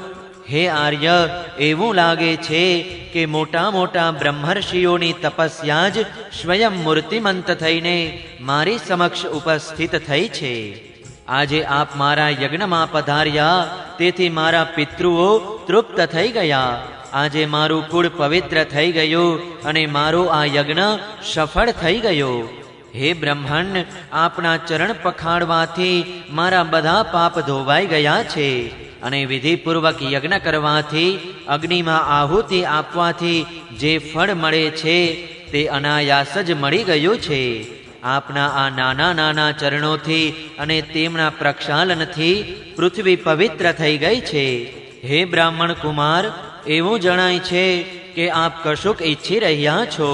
હે પરમ પૂજ્ય બટુકજી, જે કંઈ આપ ઈચ્છતા હો, ગાયો, સુવર્ણ, સામગ્રી સમૃદ્ધ ભવન, પવિત્ર અન્ન, પેય પ્રવાહી, લગ્ન અર્થે બ્રાહ્મણ કન્યા, સમૃદ્ધ ગામો, ઘોડા, હાથી, રથ, તે બધું આપ મારી પાસેથી માગી લો. અવશ્ય જ તે બધું હું આપને આપીશ. 8મા સ્કંદ અંતર્ગત વામન પ્રાદુર્ભાવ માનો બલિ વામન સંવાદમાંનો 18મો અધ્યાય સમાપ્ત. જય શ્રી કૃષ્ણ. ઓમ નમો ભગવતે વાસુદેવાય. 19મો અધ્યાય. ભગવાન વામનની બલિ પાસેથી 3 ચરણ પૃથ્વીની માગણી. બલિએ વચન આપવું અને શુક્રાચાર્યજીએ તેમને વારવા. શ્રી સુખદેવજી કહે છે, રાજા બલિના આ વચનો ધર્મભાવ પરિપૂર્ણ અને અત્યંત મધુર હતા. તે સાંભળીને ભગવાન શ્રી વામને અત્યંત પ્રસન્નતાપૂર્વક તેમનું અભિનંદન કર્યું અને કહ્યું.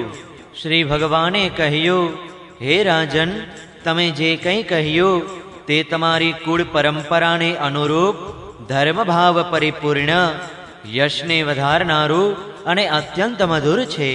અને કેમ ન હોય, કારણ કે તમે પરલોક હિતકારી ધર્મની બાબતમાં ભૃગુપુત્ર શુક્રાચાર્યને પરમ પ્રમાણ માનો છો અને સાથે સાથે પોતાના કુળવૃદ્ધ પિતામહ પરમ શાંત પ્રહલાદજીની આજ્ઞાનું પણ પાલન કરો છો.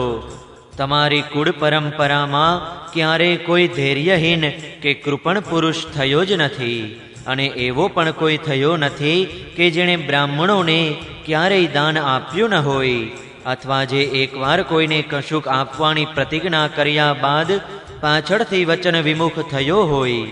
દાનના પ્રસંગે યાચકોની માગણી સાંભળીને અને યુદ્ધના પ્રસંગે શત્રુનો પડકાર ઝીલીને તેમના તરફથી મોં ફેરવી લેનારો કોઈ કાયર પણ તમારા વંશમાં થયો નથી.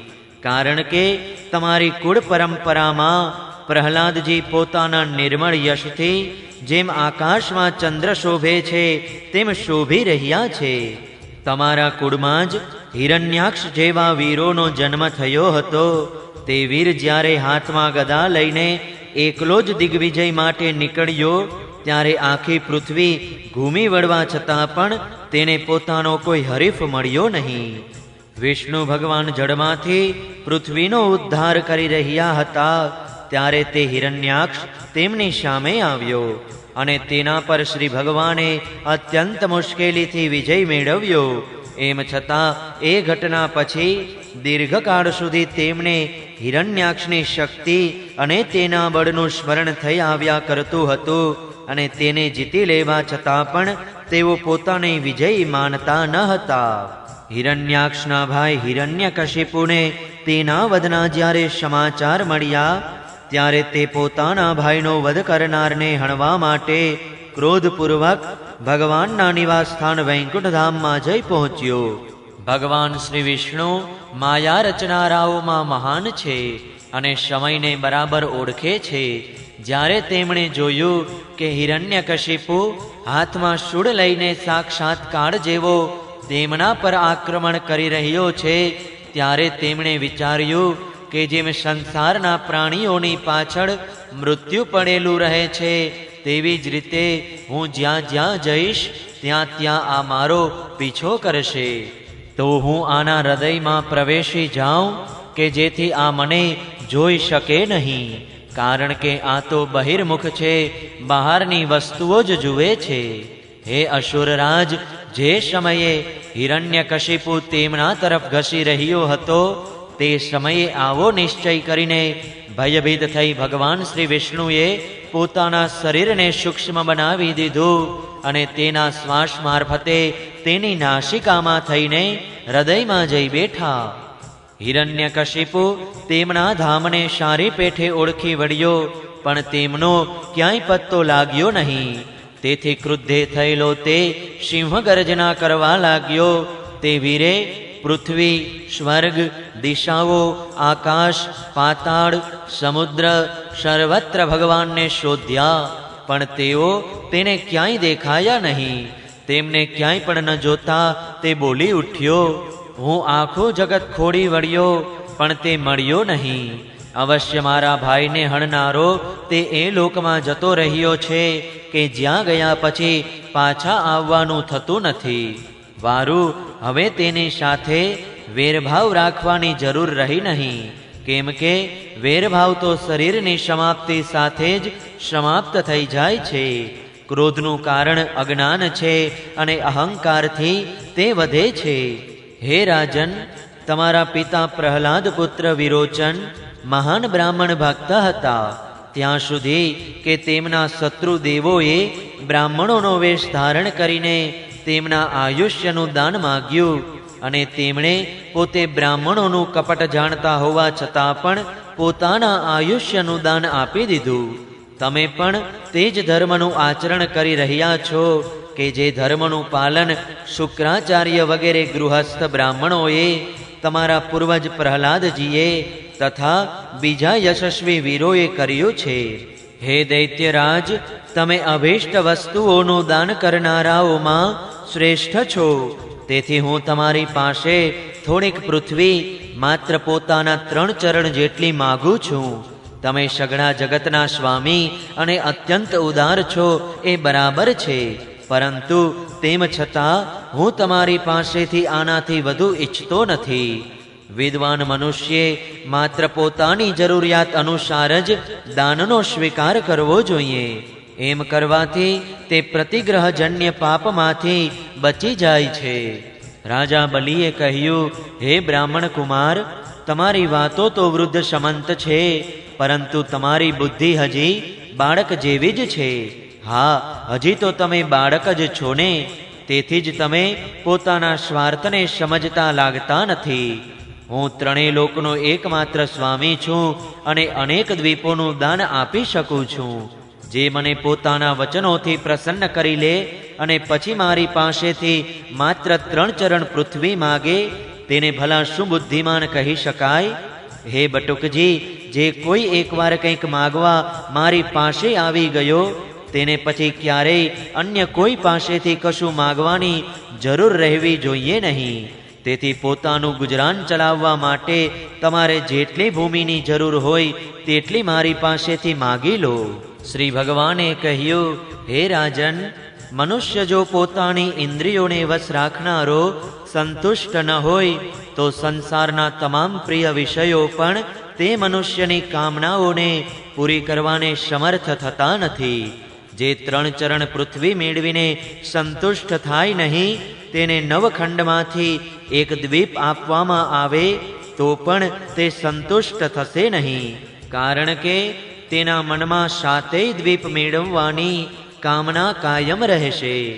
મેં સાંભળ્યું છે કે પૃથુ, ગઈ વગેરે રાજાઓ 7 દ્વીપોના અધિપતિ હતા, પરંતુ તેટલી ધન સંપત્તિ તથા ભોગ સામગ્રીઓ તેમને પ્રાપ્ત હોવા છતાં તેઓ તૃષ્ણાનો પાર પામી શક્યા ન હતા. જે કંઈ પ્રારબ્ધ અનુસાર પ્રાપ્ત થાય તેનાથી જ સંતુષ્ટ રહેનારો મનુષ્ય પોતાનું જીવન સુખપૂર્વક વ્યતીત કરે છે, પરંતુ પોતાની ઇન્દ્રિયોને વશ નહીં રાખનારો 3 લોકનું રાજ્ય મેળવવા છતાં પણ દુઃખી જ રહે છે, કારણ કે તેના અંતઃકરણમાં અસંતોષની આગ ભભૂકતી રહે છે. ધન સંપત્તિ અને ભોગોથી સંતોષ ન થવો એ જ જીવ માટે જન્મ મૃત્યુના ચક્રાવમાં પડવાનું કારણ છે. જ્યારે જે કંઈ પ્રાપ્ત થાય તેનાથી જ સંતોષ થવો એ જ મુક્તિનું કારણ છે.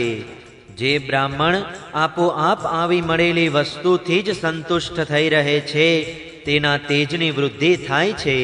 જ્યારે તેના અસંતુષ્ટ થઈ રહેવાથી તેનું તેજ એવી જ રીતે શમી જાય છે કે જેમ પાણીથી અગ્નિ શમી જાય છે. એ તો નિઃસંદેહ છે કે તમે અભિષ્ટ વસ્તુઓનું દાન કરનારાઓમાં શ્રેષ્ઠ છો. તેથી હું તમારી પાસેથી માત્ર 3 ચરણ ભૂમિ જ માગું છું. એટલાથી જ મારું કાર્ય સિદ્ધ થશે. ધન એટલું જ સંઘરવું જોઈએ કે જેટલાની જરૂર હોય. શ્રી સુખદેવજી કહે છે, ભગવાને આ પ્રમાણે કહ્યું ત્યારે રાજા બલિ હસવા લાગ્યા. તેમણે કહ્યું, ભલે, તમારી જે ઈચ્છા હોય તેટલું જ માગી લો. આ પ્રમાણે કહીને બલિએ વામન ભગવાનને 3 ચરણ પૃથ્વી આપવાનો સંકલ્પ કરવા માટે જળપાત્ર હાથમાં લીધું. શુક્રાચાર્યજી બધું જ જાણતા હતા અને તેમનાથી ભગવાનની આ લીલા પણ અજાણી ન હતી. તેમણે રાજા બલિને પૃથ્વીનું દાન કરવા તત્પર થયેલા જોઈને તેમણે આ પ્રમાણે કહ્યું. શુક્રાચાર્યજીએ કહ્યું, અરે વિરોચન પુત્ર, આ તો સ્વયં અવિનાશી ભગવાન વિષ્ણુ જ છે. દેવોનું કાર્ય સિદ્ધ કરવા માટે કશ્યપ પત્ની અદિતિના ગર્ભથી અવતર્યા છે. એ તમારું સર્વ કાંઈ પડાવી લેશે. એ અનર્થને નહીં જાણતા તમે એમને દાન આપવા વચન આપી ચૂક્યા છો. આમાં તો દૈત્યો પરનું મોટું સંકટ જ દેખાય છે. આને હું વાજબી માનતો નથી. સ્વયં ભગવાન જ પોતાની યોગ માયાથી આ બ્રહ્મચારી વેશે આવ્યા છે અને તે તમારું રાજ્ય, ઐશ્વર્ય, લક્ષ્મી, તેજ અને વિશ્વવિખ્યાત કીર્તિ સર્વ કાંઈ તમારી પાસેથી પડાવી લઈને ઇન્દ્રને આપી દેશે. આ વિશ્વરૂપ છે. 3 ચરણોમાં તો આ બધા લોકોને માપી લેશે. અરે મૂઢ, જો તમે પોતાનું સર્વસ્વ વિષ્ણુને આપી દેશો તો તમારું જીવન નિર્વાહ કેવી રીતે થશે? આ વિશ્વવ્યાપી ભગવાન એક ચરણમાં પૃથ્વીને અને બીજા ચરણમાં સ્વર્ગને ઓળંગી લેશે. એમના વિરાટ શરીરથી આકાશ ભરાઈ જશે. ત્યારે આ પોતાનું ત્રીજું ચરણ ક્યાં મૂકશે? તમે તેને પૂરું કરી શકશો નહીં. આવી સ્થિતિમાં હું તો એમ જ સમજું છું કે પ્રતિજ્ઞા કર્યા પછી તેને પૂરી નહીં કરવાને કારણે તમારે નરકમાં જ જવું પડશે. કારણ કે તમે પોતે કરેલી પ્રતિજ્ઞાને પૂરી કરવામાં સર્વથા અસમર્થ થઈ જશો. વિદ્વાનો એવા દાનની પ્રશંસા કરતા નથી કે જે દાન આપ્યા પછી જીવન નિર્વાહ માટે કશું બચે જ નહીં. જેનો જીવન નિર્વાહ બરાબર થતો રહે છે તે જ આ સંસારમાં દાન, યજ્ઞ, તપ અને પરોપકારના કર્મ કરી શકે છે. જે મનુષ્ય પોતાનું ધન થોડુંક ધર્મ માટે, થોડુંક યશ માટે, થોડુંક ધનની અભિવૃદ્ધિ માટે, થોડુંક ભોગ ભોગવવા માટે અને થોડુંક પોતાના સ્વજનો માટે એમ 5 ભાગોમાં વહેંચી દે છે તે જ આ લોક અને પરલોક બંનેમાં પણ સુખ પામે છે. હે અસુર શ્રેષ્ઠ, જો તમને પોતાની પ્રતિજ્ઞાનો ભંગ થવાની દહેશત હોય તો આ બાબતમાં તમને ઋગ્વેદની કેટલીક શ્રુતિઓનો અભિપ્રાય કહી સંભળાવું છું. તે સાંભળો. શ્રુતિ કહે છે, કોઈને કંઈક આપવાનું સ્વીકારી લેવું એ સત્ય છે અને તેનો અસ્વીકાર કરવો એ અસત્ય છે. આ શરીર એક વૃક્ષ છે અને સત્ય એના ફલફૂલ છે. પરંતુ જો વૃક્ષ જ ન રહે તો ફલફૂલ કેવી રીતે રહેશે? કારણ કે નકાર કરવો, પોતાની વસ્તુ બીજાને આપવી નહીં, અર્થાત પોતાના સંશયને સાચવી રાખવો એ જ આ શરીરરૂપી વૃક્ષનું મૂળ છે. જેમ મૂળ જ ન રહેતા વૃક્ષ સુકાઈ જાય છે અને થોડા જ દિવસોમાં પડી જાય છે, તેવી જ રીતે જો ધન આપવાનો નકાર કરવામાં આવે તો આ જીવન સુકાઈ જાય છે. એમાં સંદેહ નથી. હા, હું આપીશ એ વાક્ય જ ધનને દૂર કરી દે છે. તેથી એમ બોલવું એ જ ધનથી આપણને વંચિત કરી દેનારું છે. એ જ કારણે જે મનુષ્ય હા હું આપીશ એવું કહે છે તે ધન રહિત થઈ જાય છે. જે મનુષ્ય યાચકને બધું જ આપી દેવાનું સ્વીકારી લે છે તે પોતાને માટે ભોગની કોઈ વસ્તુ રાખી શકતો નથી. આનાથી ઉલટું ના, હું નહીં આપું એમ નકાર કરી દેવો એ અસત્ય છે. પણ તે પોતાના ધનને સુરક્ષિત રાખે છે તથા પરિપૂર્ણ રાખે છે. પરંતુ આવું હંમેશા ન કરવું જોઈએ. જે સૌની સાથે બધી વસ્તુઓ આપવાનો નકાર કરતો રહે છે તેની અપકીર્તિ થઈ જાય છે. તે જીવતો હોવા છતાં પણ મરેલા જેવો જ છે. સ્ત્રીઓને પ્રસન્ન કરવા માટે મજાક મશ્કરીમાં, લગ્ન બાબતમાં, કન્યા વગેરેની પ્રશંસા કરતી વખતે, પોતાની આજીવિકાને જાળવી રાખવા માટે, પ્રાણ ચાલ્યા જાય તેવી આફત આવી પડે ત્યારે, ગાયો અને બ્રાહ્મણોની ભલાઈ માટે તથા કોઈને મોતમાંથી ઉગારી લેવા માટે જો અસત્ય બોલવામાં આવે તો પણ તે નિંદનીય નથી. 8મા સ્કંધ અંતર્ગત વામન પ્રાદુર્ભાવમાંનો 19મો અધ્યાય સમાપ્ત. જય શ્રી કૃષ્ણ. ઓમ નમો ભગવતે વાસુદેવાય. 20મો અધ્યાય. ભગવાન વામનજીએ વિરાટ રૂપ થઈને બેજ ચરણમાં પૃથ્વી અને સ્વર્ગ માપી લેવા. શ્રી શુકદેવજી કહે છે, હે રાજન, જ્યારે કુળગુરુ શુક્રાચાર્યજીએ આ પ્રમાણે કહ્યું ત્યારે આદર્શ ગૃહસ્થ રાજા બલિએ એક ક્ષણ માટે મૌન રહ્યા. પછી અત્યંત વિનયપૂર્વક અને સાવધાનીથી શુક્રાચાર્યજીને આ પ્રમાણે કહ્યું. રાજા બલિએ કહ્યું, હે ભગવાન, તમે કહ્યું એ સાચું છે. ગૃહસ્થાશ્રમમાં રહેનારાઓ માટે એ જ ધર્મ છે કે જેનાથી અર્થ, કામ, યશ અને આજીવિકાની પ્રાપ્તિમાં ક્યારેય કોઈ રીતે અવરોધ ઊભો ન થાય. પરંતુ ગુરુદેવ, હું પ્રહલાદજીનો પૌત્ર છું અને દાન કરવાની એકવાર પ્રતિજ્ઞા કરી ચૂક્યો છું. તો હવે ધનના લોભને લીધે એક ઠગની જેમ હું આ બ્રાહ્મણને કેવી રીતે કહી શકું કે હું તમને દાન નહીં આપું? આ પૃથ્વીએ કહેલું છે કે અસત્ય કરતા મોટો અધર્મ બીજો કોઈ નથી. હું બધું જ સહી લેવાને સમર્થ છું, પણ અસત્ય બોલનારા મનુષ્યનો ભાર હું સહી શકતી નથી. હું નરકથી, દરિદ્રતાથી, દુઃખના સમુદ્રથી, પોતાના રાજ્યના વિનાશથી અને મૃત્યુથી પણ એટલો બીતો નથી કે જેટલો બ્રાહ્મણ આગળ પ્રતિજ્ઞા કર્યા પછી તેને દગો દેવાથી બીઉં છું. આ સંસારમાં મરી ગયા પછી ધન વગેરે જે વસ્તુઓ સાથ છોડી દે છે તેમના વડે દાન વગેરેથી જો બ્રાહ્મણોને પણ સંતોષ ન આપી શકાય તો તેમના ત્યાગનો લાભ જ શો છે? દધીચી, શિબી વગેરે મહાપુરુષોએ પોતાના પરમ પ્રિય દુસ્ત્યજ્ય પ્રાણોનું દાન કરીને પણ પ્રાણીઓનું કલ્યાણ જ કર્યું છે. તો પછી પૃથ્વી વગેરે વસ્તુઓનું દાન આપવામાં વિચારવાની જરૂર જ શી છે? હે બ્રહ્મન, પહેલાના યુગમાં મોટા મોટા દૈત્યરાજોએ આ પૃથ્વીનો ઉપભોગ કર્યો છે. પૃથ્વી પર તેમનો પ્રતિકાર કરનાર કોઈ ન હતો. તેમના લોક અને પરલોકને તો કાળ ભરખી ગયો છે, પરંતુ તેમનો યશ અત્યારે જેમનો તેમ કાયમ છે.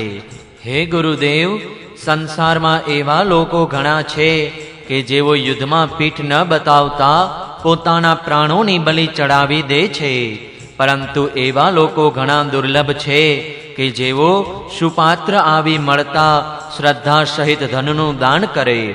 હે ગુરુદેવ, જો ઉદાર અને કરુણાશીલ મનુષ્ય અપાત્ર યાચકની કામના પૂરી કરીને દુર્ગતિ ભોગવે છે તો તે દુર્ગતિ પણ તેને માટે શોભાસ્પદ છે. જ્યારે આ બટુક પણ તમારા જેવા બ્રહ્મવેત્તા જ છે, તો પછી તમારા જેવા બ્રહ્મવેત્તાને દાન કરવાથી દુઃખ પ્રાપ્ત થાય તો એ તો વધુ શોભાસ્પદ છે. તેથી હું આ બટુક બ્રહ્મચારીની કામના અવશ્ય પૂરી કરીશ. હે મહર્ષિ, વેદવિધિના જ્ઞાતા તમે લોકો અત્યંત આદરપૂર્વક યજ્ઞયાગ વગેરે વડે જેમની આરાધના કરો છો તે વરદાતા વિષ્ણુ જ આ રૂપમાં આવ્યા છે. ત્યારે તેમની ઈચ્છા અનુસાર તેમણે પૃથ્વીનું દાન કરીશ. મારાથી અપરાધ નહીં થવા છતાં પણ જો એ મને અધર્મપૂર્વક બાંધી લેશે તો પણ હું એમનો વિરોધ કરીશ નહીં, કારણ કે મારા શત્રુ હોવા છતાં પણ ભયભીત થઈને એમણે બ્રાહ્મણનું શરીર ધારણ કર્યું છે. એ પવિત્ર કીર્તિ ભગવાન વિષ્ણુ જ છે, તેથી એ પોતાનો યશ ગુમાવશે નહીં. પોતાની માગેલી વસ્તુ લઈને જ રહેશે. એ યુદ્ધમાં મને મારીને પણ પૃથ્વી પડાવી જ લેશે, અને જો એ કદાચ કોઈ બીજા જ છે તો મારા બાણોના પ્રહારથી યુદ્ધભૂમિમાં હંમેશની માટે પોઢી જશે. શ્રી શુકદેવજી કહે છે, શુક્રાચાર્યજીએ જ્યારે જોયું કે પોતાનો આ શિષ્ય ગુરુ પ્રત્યે અશ્રદ્ધાવાન છે અને આજ્ઞાનું ઉલ્લંઘન કરી રહ્યો છે, ત્યારે દૈવના પ્રેર્યા તેમણે રાજા બલિને શાપ આપી દીધો. જો કે તેઓ અસત્ય પ્રતિજ્ઞા અને ઉદાર હોવાને કારણે શાપને પાત્ર ન હતા. શુક્રાચાર્યજીએ શાપ આપ્યો કે હે મૂઢ, તું છે તો અજ્ઞાની, પણ પોતાને ઘણો મોટો પંડિત માને છે. તું મારી અવગણના કરીને ગર્વ કરી રહ્યો છે. તે મારી આજ્ઞાનું ઉલ્લંઘન કર્યું છે. તેથી તું સત્વરે પોતાના ઐશ્વર્યમાંથી ભ્રષ્ટ થઈ જઈશ. રાજા બલિ મોટા મહાત્મા હતા. પોતાના ગુરુએ શાપ આપ્યો છતાં પણ તેઓ ચલિત થયા નહીં. તેમણે વામન ભગવાનની વિધિપૂર્વક પૂજા કરી અને હાથમાં જળ લઈને 3 ચરણ ભૂમિનું દાન કરવાનો સંકલ્પ કરી દીધો. તે જ સમયે રાજા બલિના પત્ની વિંધ્યાવલી, કે જે મોતીના ઘરેણાથી સુસજ્જ હતા, તે ત્યાં આવ્યા. તેમણે વામન ભગવાનના ચરણો પખાડવા માટે જળથી ભરેલો સોનાનો કળશ પોતાના હાથે લાવીને આપ્યો. બલિએ પોતે જ ઘણા આનંદ સાથે ભગવાનના સુંદર સુંદર બંને ચરણો પખાડ્યા અને તેમના ચરણોનું તે વિશ્વપાવન જળ પોતાના મસ્તક પર પધરાવ્યું. તે સમયે આકાશમાં ઉપસ્થિત દેવો, ગંધર્વો, વિદ્યાધરો, સિદ્ધો, ચારણો બધા જ રાજા બલિના અલૌકિક કાર્યની અને નિખાલસતાની પ્રશંસા કરતા કરતા અતિ આનંદપૂર્વક તેમના ઉપર દિવ્ય પુષ્પોની વૃષ્ટિ કરવા લાગ્યા. એક સમાટા જ હજારો નગારા વારંવાર વાગવા લાગ્યા. ગંધર્વો, કિમપુરુષો અને કિન્નરો ગાવા લાગ્યા. અહો, ધન્ય છે આ ઉદાર શિરોમણી બલિએ એવું કાર્ય કરી બતાવ્યું કે જે કરવું બીજાઓ માટે અત્યંત દુષ્કર છે. જુઓ તો ખરા, આમણે જાણી જોઈને પોતાના શત્રુને 3 લોકનું દાન આપી દીધું. આ જ સમયે એક ઘણી અદ્ભુત ઘટના બની. અનંત ભગવાનનું તે ત્રિગુણાત્મક વામન રૂપ મોટું થવા લાગ્યું. તે એટલું મોટું થઈ ગયું કે પૃથ્વી, આકાશ, દિશાઓ, સ્વર્ગ, પાતાળ, સમુદ્રો, પશુ પક્ષીઓ, મનુષ્યો, દેવો અને ઋષિઓ બધા જ તે રૂપમાં સમાઈ ગયા. ઋત્વિજો, આચાર્યો અને સભાજનો સહિત બલિએ સમસ્ત ઐશ્વર્યોના એકમાત્ર સ્વામી શ્રી ભગવાનના તે ત્રિગુણાત્મક રૂપમાં પંચભૂતો, ઇન્દ્રિયો અને એમના વિષયો, અંતઃકરણ તથા જીવો સાથેનું તે સંપૂર્ણ ત્રિગુણમય વિશ્વ જોયું. રાજા બલિએ તે વિશ્વરૂપ ભગવાનના ચરણોના તળિયામાં રસાતલ, ચરણોમાં પૃથ્વી, પિંડીઓમાં પર્વતો, ઘૂંટણોમાં પક્ષીઓ અને જાંઘોમાં મરુદગણોને જોયા. આ જ પ્રમાણે ભગવાનના વસ્ત્રોમાં સંધ્યા, ગુહ્ય ભાગમાં પ્રજાપતિઓ, જંઘા સ્થાનમાં પોતાના સહિત અસુરો, નાભીમાં આકાશ, કુખ એટલે કે ઉદરમાં સાથે સમુદ્ર અને વક્ષ સ્થળમાં નક્ષત્રોના સમુદાયને જોયા.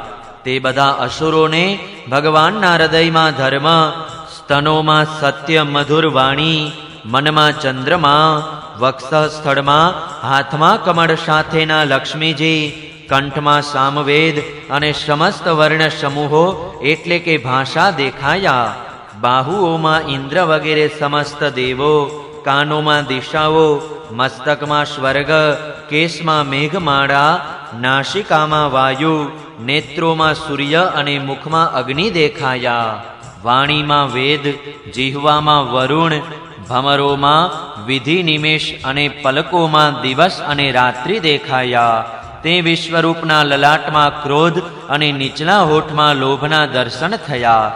હે રાજન, તેમના સ્પર્શમાં કામ, વીર્યમાં જળ, પીઠમાં અધર્મ, પદવિન્યાસમાં યજ્ઞ, છાયામાં મૃત્યુ, હાસ્યમાં માયા અને શરીરના રૂવાટામાં સર્વ પ્રકારની ઔષધિઓ દ્રશ્યમાન હતા. તેમની નાડીઓમાં નદીઓ, નખોમાં શિલાઓ અને બુદ્ધિમાં બ્રહ્માજી, દેવો તથા ઋષિઓ દેખાયા.